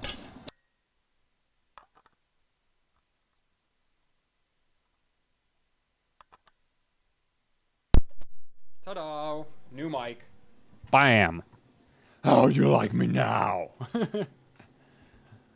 1414. What? Yeah, 1414 timings are possible. That's normal for Samsung B die at 3200. Not a problem. XFX DDRS RX 480 is hard limited to 130 watts. Yeah, the RS, the XFX RS 480. So here's the thing. The RX 480 RS is not the same PCB as the GTR. It's terrible. So what they did. So you know how I said the Devil is the worst RX 480 ever? That was because I hadn't seen the RS. Because the RS uses similar MOSFETs to the Devil, admittedly with doubled up low side, but the high side FETs are just no. And the problem is, XFX basically gets around the whole, the PCB might blow up with, we're going to lock it to really low wattage. So, yeah. Hello, can you make a PCB breakdown on a Gigabyte GTX 970 G1 Gaming? I do believe Tech Power Up has uploaded photos of that card. Let's see. Reviews 970. Oh, they haven't.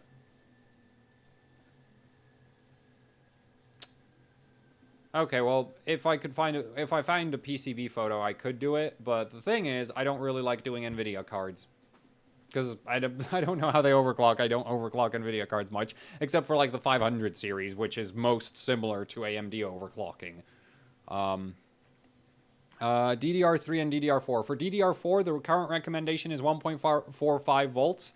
The reason why it's 1.45 volts is because DDR4 doesn't seem to die regardless of how much voltage you throw at it, but nobody knows if the memory controllers can handle it. And DDR3 1.75? Well, no, 1.7. Because 1.7, and if you're on AMD APUs, I would recommend less.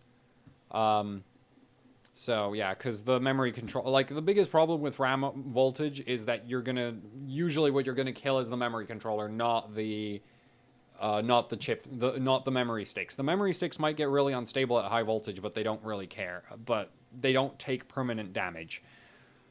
Trident Z4266 on Asus M9... wait. Is there a part... Is part of that missing? So Carney256, could you, like, expand on that? Like, do you think I have that RAM or something? Because I'm not really sure where you're going with that. And T. Coham asked, could you go into more detail on getting X370 boards with an external clock generator? So the thing about BCLK overclocking on Ryzen is that Ryzen has a clock generator because everything needs a clock gen, believe it or not, to work. So you need something that produces the base clock for the CPU, the chipset, and everything else. The problem is The AMD standard clock gen is hard locked at 100 megahertz. It does not, you can't run a higher frequency on it because it's built to run at 100 megahertz and it doesn't offer frequency tuning. So you need an external clock generator which replaces this one, essentially, and that allows you to clock the BCLK higher. So if you have a motherboard with no external clock generator, you can't change BCLK at all. So at least I've heard you can't do it at all. I've heard also that apparently you could do 105 or something, but I'm not sure. My current stat, like everything I've heard, like from good sources, has been you can't do BCLK overclocking at all unless you have a external clock generator for the CPU, because the one the CPU comes with doesn't go above 100 megahertz. So could you do a guide for motherboard X370 and B350 OC?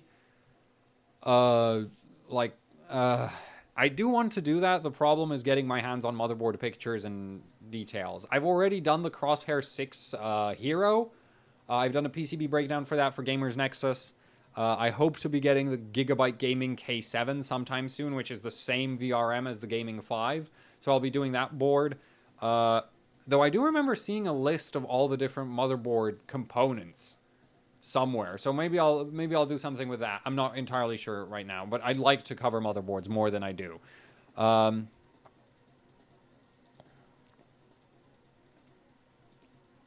Is there any so the external clock generator, you literally can't run higher than 3200 megahertz Ryzen memory without the external clock generator. I have heard that it causes massive instability. I want to test that. Depending on how much instability it causes, it might be it might be usable for 24/7 overclocking and not just competitive. 4.5, 1.35 volts on 6600K, is that low? I don't think so. The thing is, I mostly go and like memorize what clock a CPU should hit at max voltage. And max voltage for a 6600K is like 1.42 volts. Which I think yours would probably go up to 4.7 at that point. So I'm going to say, yeah, yours is pretty average. Is the Asus Prime B350 worth buying for overclocking? I know it's not as, but it is much cheaper. I don't even remember what that board looks like, so let me go look that one up first. B350 Prime. Images. Oh, that. That looks really bad.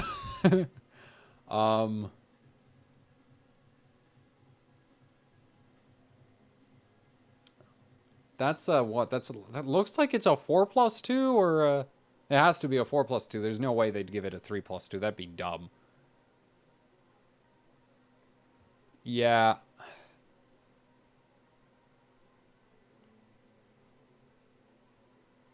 I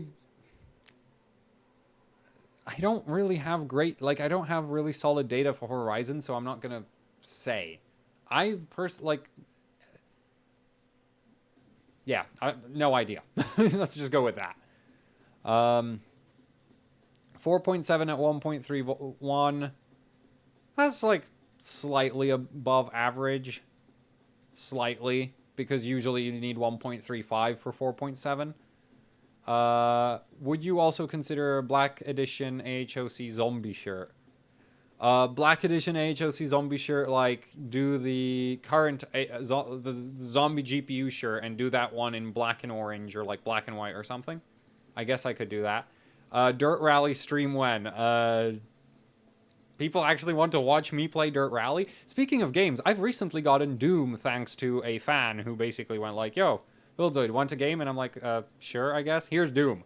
So I have Doom now, and that's really fun. I'm playing it on Ultra Violence, and it's awesome. 4690K, yes, maximum voltage is 1.35 volts. And as for the Black Edition shirt, maybe? I think. I mean, the problem is, like, I guess I could just...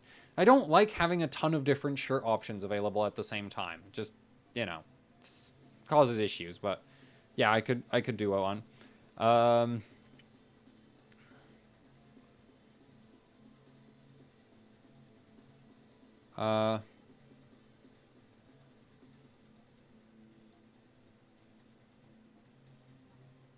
Actually, speaking of shirts, I can't wait for my zombie shirt to arrive next week also. I have so much stuff turning up next week. Oh, and actually, this is something I was wanting to ask my lovely Patreons and my viewers is, should I go and buy a NVIDIA 10 series card, or should I go buy a Ryzen motherboard?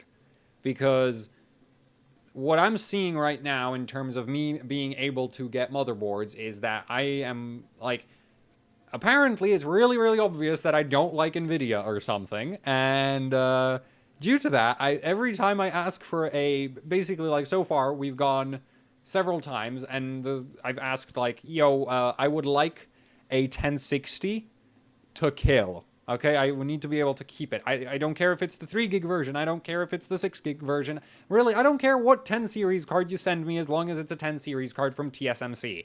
And the response every time has been, wait. Then in a week it was, yeah, we'll totally send you a sample. And then eventually they'd be like, yeah, we have a 480 available for loan. And I'm like, what do you not understand about I need an NVIDIA card to test? Whereas with motherboards, it's a case that, like, me getting an AMD motherboard just seems much more likely than me getting a 10 series NVIDIA. So, yeah. Somebody thinks I'm going to actually do comparisons between, like, a 10 series NVIDIA. And here's the problem. My only RX 480 just died. My last RX 480 is now dead. Somebody asked what's my choice between B350 and X370. Of course, X370. It just has better motherboards in every way. 290X for Matrix. I do have that one planned. Didn't I do that one? Oh no, that was the Power Color Red Devil. I do have that that GPU planned. I will be doing it.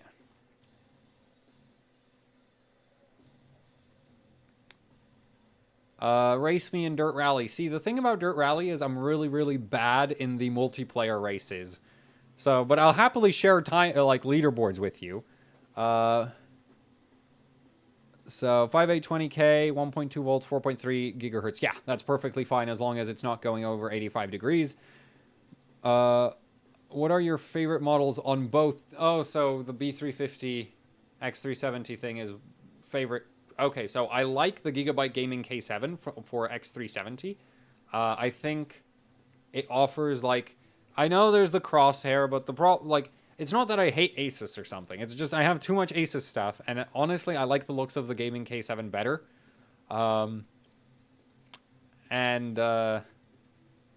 Yeah, it's mostly a looks thing for me, and yeah. But between the crosshair and the K7, either is great. The MSI X-Power has no external clock gen, and therefore it sucks. It's just like, it's hands down like, I would never ever go for that board because it's super expensive and it has no clock gen. It does have more M.2 support, but I don't have any M.2 anything, so yeah.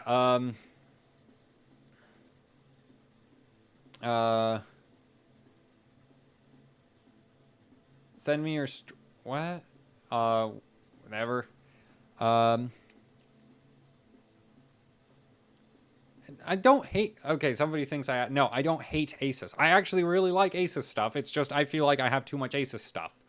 That's basically where it comes down to. Like, I have Asus shirts. I have Asus mouse pads. I have Asus stickers everywhere. I've had a Rampage 4. I've had a Rampage 5. I have the Aura, which is Asus. What else is there? I have a 960 from Asus.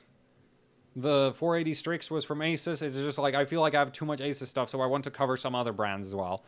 And for B350, I have no idea. I have, like, all the motherboards are, like... I've heard good things about the B350 Tomahawk. None of them have a clock gen, so that isn't an argument there. But I'm not really sure about B350. I'd have to take a more detailed look at that.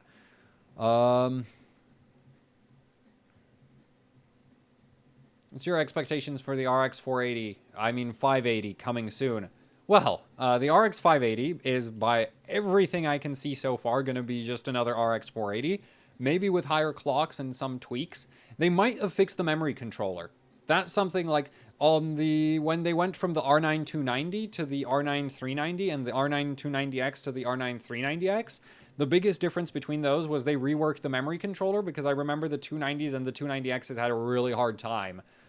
Some of those cards would not go above 1350 megahertz on the memory. They just couldn't. It was impossible. And it didn't matter what memory chips you had. Like, at the time, like, you would have Elpida and Hynix and Samsung memory, and you really wanted Samsung or Hynix because Hynix at least clocks very high. Samsung is way better.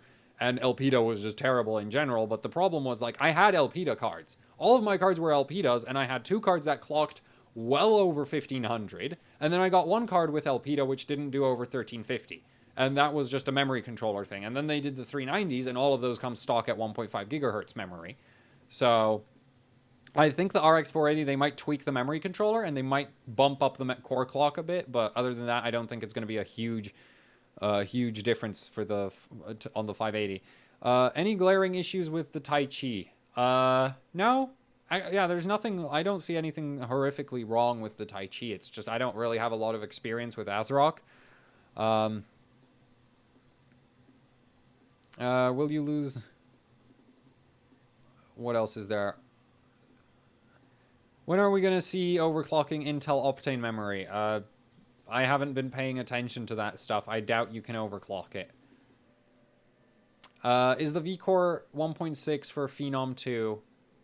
Yeah, that's a bit high, especially if you have your LLC set up properly for a Phenom 2. Like, if you have your LLC set up so that it doesn't drop under load, 1.6 is too much for a Phenom 2. You should really... The AMD recommends 1.55 for Phenom 2s. Admittedly, AMD's estimate, like, recommends 1.5 volts for FX, and FX is pretty much bomb-proof, but, you know, Phenom, I have heard, is a bit more fragile, so, yeah.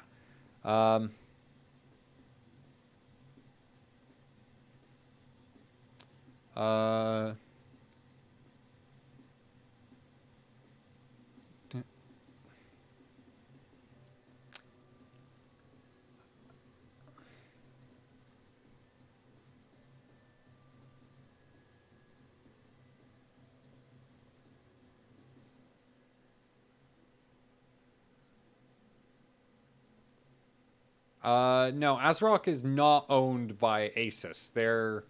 ASRock is like an offshoot of Asus. They used to be part of Asus, now they're no longer part of Asus. So they're not actually one company. So, but they used to be under Asus. They were like the budget division or something.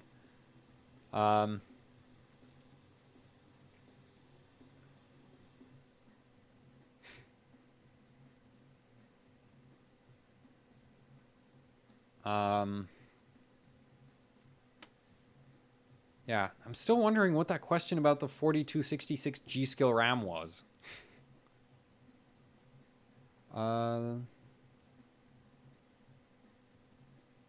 GTX 580 Matrix? Well, I'd love to kill that card for you. But other than that, that card is really, really nice for overclocking.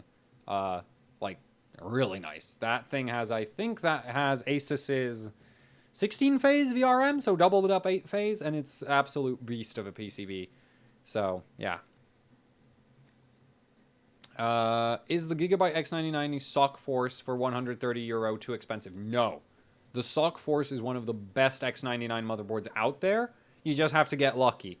That's really the biggest problem with X99. You have to get lucky with your motherboard because if you get, like, I got unlucky with my Rampage and that thing just kicked the bucket at one point.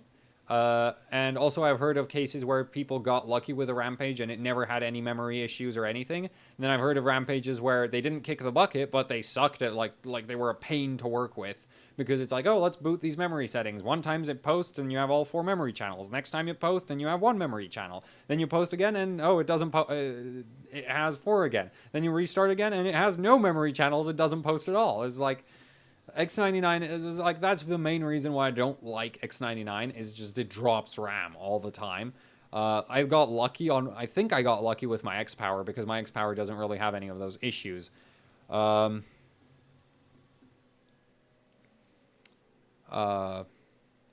yeah.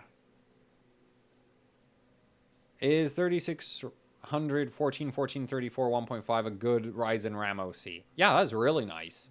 3600 at 1434 is nice. Like that's a nice memory settings. 290X Matrix, I can get pictures, I think. I'm pretty sure I can. And I think it uses like a really common IC, so it shouldn't be a problem for me.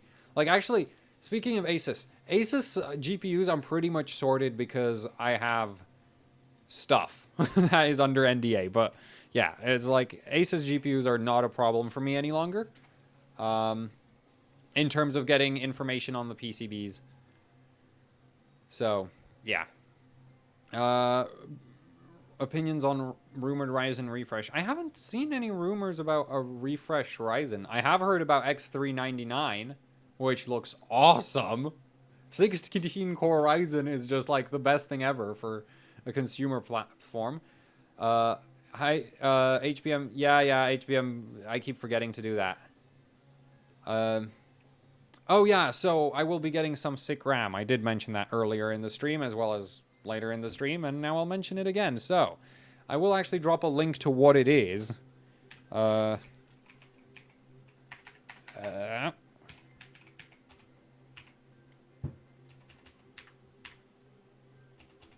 should be it. Yep, found it. So, I have finally got my hands on RAM that doesn't suck. And that RAM is going to be this. Link in the chat. And so that RAM is... So it's from Team Group. And basically, they've gone ahead, and I'm getting a kit that is spec'd for DDR4000 1820 2044. But they've gone ahead and binned my kit by hand. So they've gone through, I don't know how many sticks, but they went through a few sticks. And they're going to send me a kit that should do... Like, I'm not actually sure. They told me it's hand binned. And I know it's binned for really high frequency for sure, because they currently, like, when they were binning kits to do, like, world record RAM frequency. So there's several of those kits that they, like, several overclockers basically I've got in those kits. And if you actually look at the HWbot, like, they actually have a screenshot of that on the RAM page. There is a screenshot of the rankings on HWbot. They currently hold the world record for RAM frequency with this kit of RAM. And I'm supposedly getting one of the kits that was binned for that world frequency record. So, yeah, it should go really... Like, it definitely will be able to go really, really fast. Assuming I know what to do with it, which is another question. And the other thing is... it should do pretty well for performance, because the other kit I've seen from this set that they've binned, I've seen it at settings of 4100 with 12, 11, 11 timings. Now, I'm not sure if I'm actually able to clock it that high, because that's difficult, and also it puts a lot of load on the memory controller of your CPU. Like, sometimes your CPU is just not able to do that high memory clock at such tight timings. But hopefully, because I do have an Apex, hopefully I'll be able to get it up to speed. I really, really hope I get it up to that speed. And if I do, then, you know, that'll be awesome. For once, I'll have RAM that doesn't suck. And I actually really want to do, like, a proper... Like, for one thing, it makes it really good for testing motherboards, because a huge amount of variance from motherboard to motherboard is RAM overclocking capabilities. And the other huge difference from motherboard to motherboard is, well, yeah, RAM overclocking capabilities is the huge difference for motherboards. So it makes it really good for, like, reviewing motherboards. It'll be great, because it'll be like, can this motherboard do the same RAM settings as this other motherboard with this RAM kit? Which, if I had a slower kit, then, you know, it might not show as much variance from motherboard to motherboard. So, yeah. And so far, we've been running for 3 hours and 40 minutes. I will be shutting down soon. Yeah, and so somebody just posted about the 16-core Ryzen being 180 watt TDP. So, like, Seriously? What is 180 watt TDP against this gorgeous stuff? Ah, what is 180 watt TDP gonna do with this, eh? What? It's like, I don't care about your TDP. I got so much cooling right here. You got no chance. And the best part is, Ryzen has no cold bug. So it's exactly the same as FX for benching. So that is my answer to the 180 watt TDP. The other thing is, of course, that I do like custom water loops, and I actually have a ton of content I want to do with custom water loops, but it's just like no budget and no time and no anything. So yeah. Now the big problem with Ryzen 16 cores 180 watt TDP is it's gonna chug LN2 like crazy. But the good news is, I have 65 liters of storage. Admittedly, I'll be only able to run it once, but hey, that's gonna be still incredible.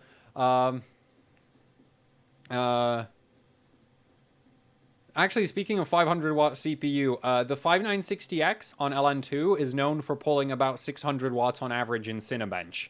And I do actually intend to benchmark the 5960X on LN2 one day. It's just a case of I need to get more LN2 and, you know, get the time to do that. And yeah, but other than that, for Ryzen, it's a case of how much does, so somebody asked how much, I pay £1 a liter to get it delivered to my door. Like literally, they turn up in a van with a 1,000-liter tank and give them my DWARs. They fill it up. I give them £65 and done. So like LN2 is relatively cheap. So yeah. Yeah, £1 per liter. So, yeah, I know it's cheap.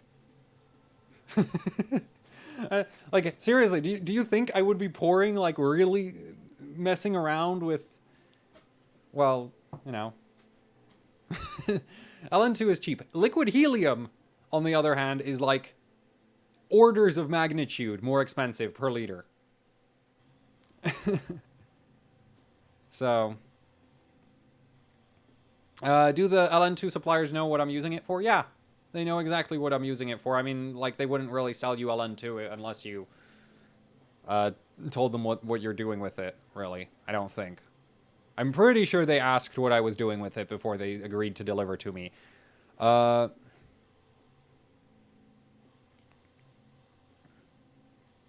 9590 pull at the 8 gigahertz attempt. So the thing about 8 gigahertz attempts is that you're running the CPU at idle, right? You're not putting any load on it, so it's only pulling about like 100 watts. It really isn't that hot.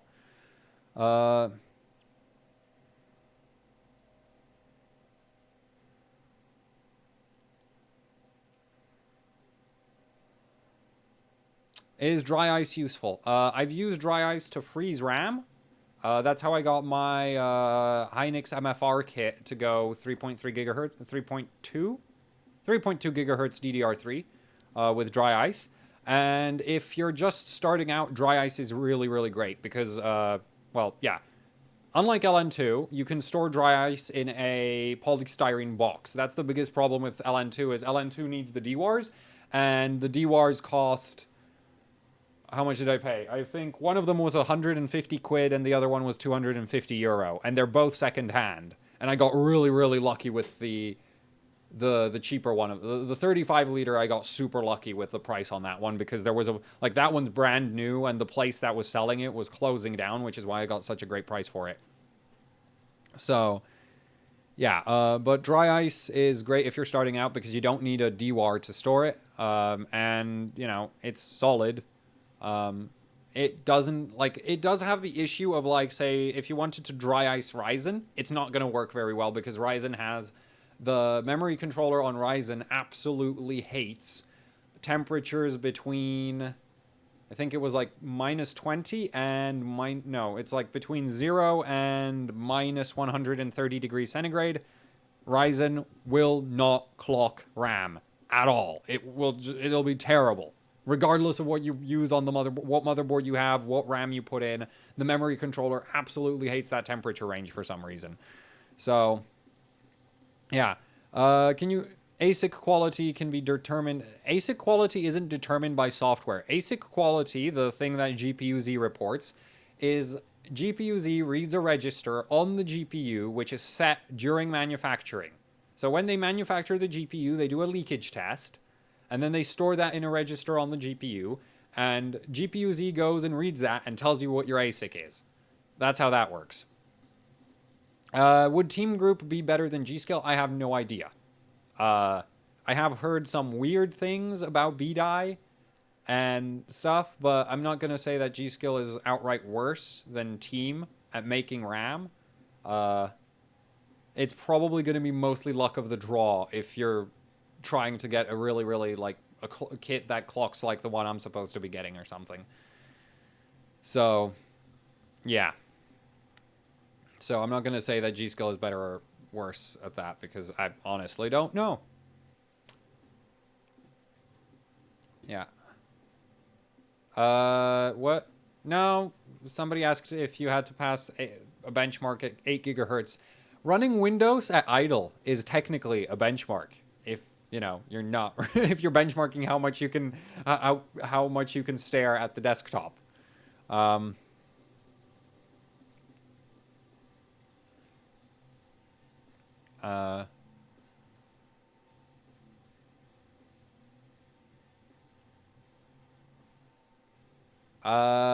Is it true that GPUs with low ASIC quality are really good with very good cooling? I have no idea, honestly. So for AMD cards, it seems to be completely random what level of ASIC you want. My best 480, the GTR, clocks really good on air, really good on water. Died on LN2 because I'm an idiot. But it clocks really great on water and air, and it's only 73% ASIC.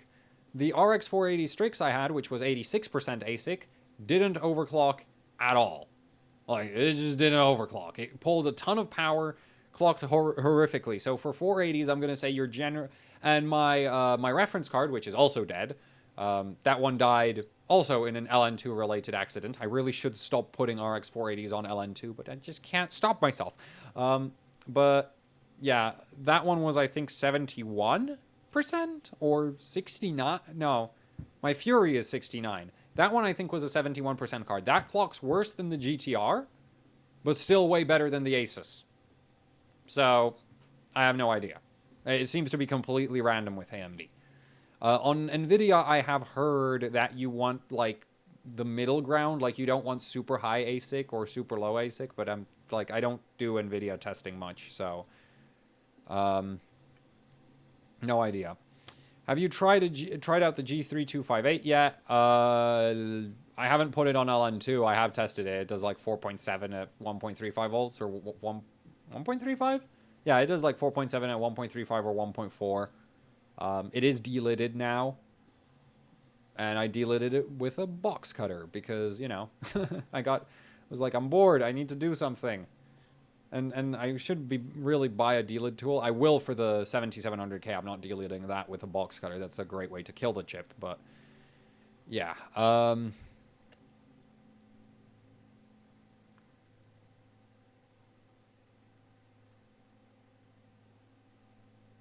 Thoughts on the RX 500 series using LPP FinFET? Aren't they on LPP FinFET already? I don't really keep track of that.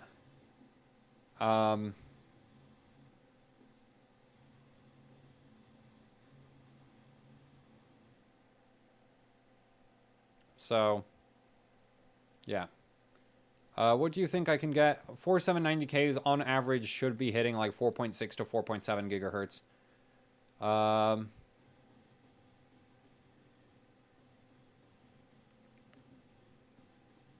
Yeah, delid tool. I'll see if I can't ask for a sample.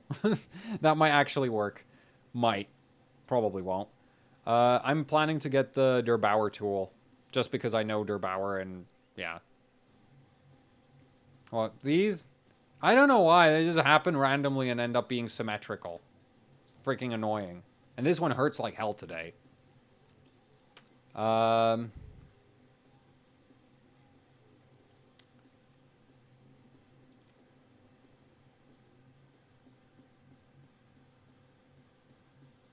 7970 gigahertz edition VTX 3D, 6.1%, 61.7 ASIC. I have no idea. I think on AMD it just seems to be completely random what the ASIC does.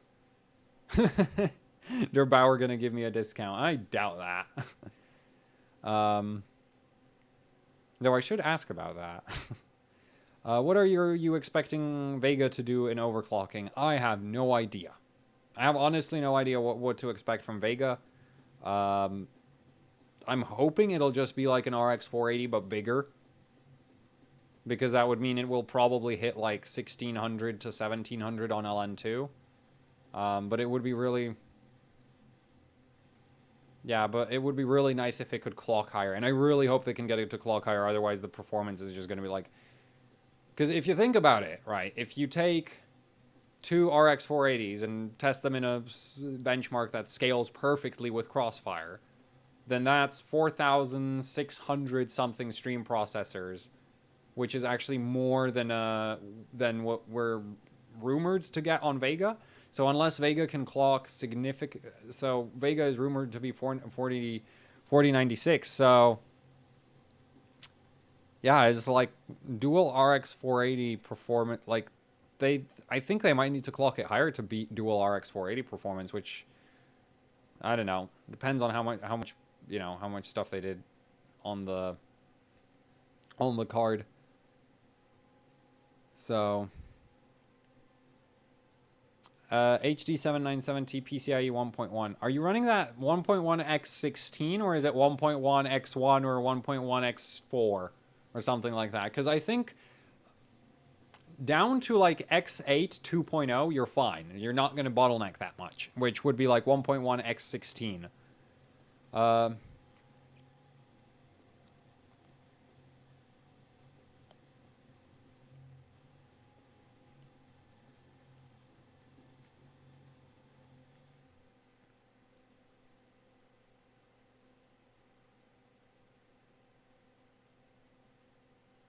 So, yeah, I think at this point we could pack this stream up. What say you? Because, well, I've run out of things to talk about, and we've been going for almost 4 hours, and it's like almost 12 o'clock, so yeah.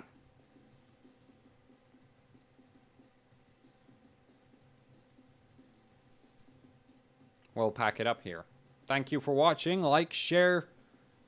Wait, is there a like button on this? That's for YouTube, isn't it? I'm so, like, that's literally automatically I say like, share, and then automatically subscribe. Anyway, for those of you who are watching on YouTube and got all the way through 4 hours of this, do like and share, subscribe. For those of you who are watching live, you know, there's shirts. I'm not currently wearing one, but they are available. And actually, from now on until forever, AHOC shirts are going to be available. You can just go and buy an actually hardcore overclocking shirt whenever you want. So yeah, there's a follow button. You should go hit that if you haven't done that already. Buildzoid do a BIOS. I've killed all my Polaris cards. Don't keep reminding me.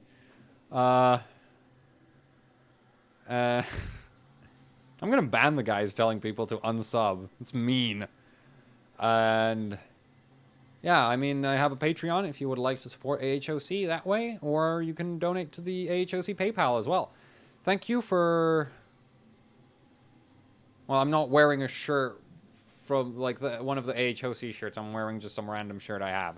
Thanks for watching, and see you next time. Goodbye.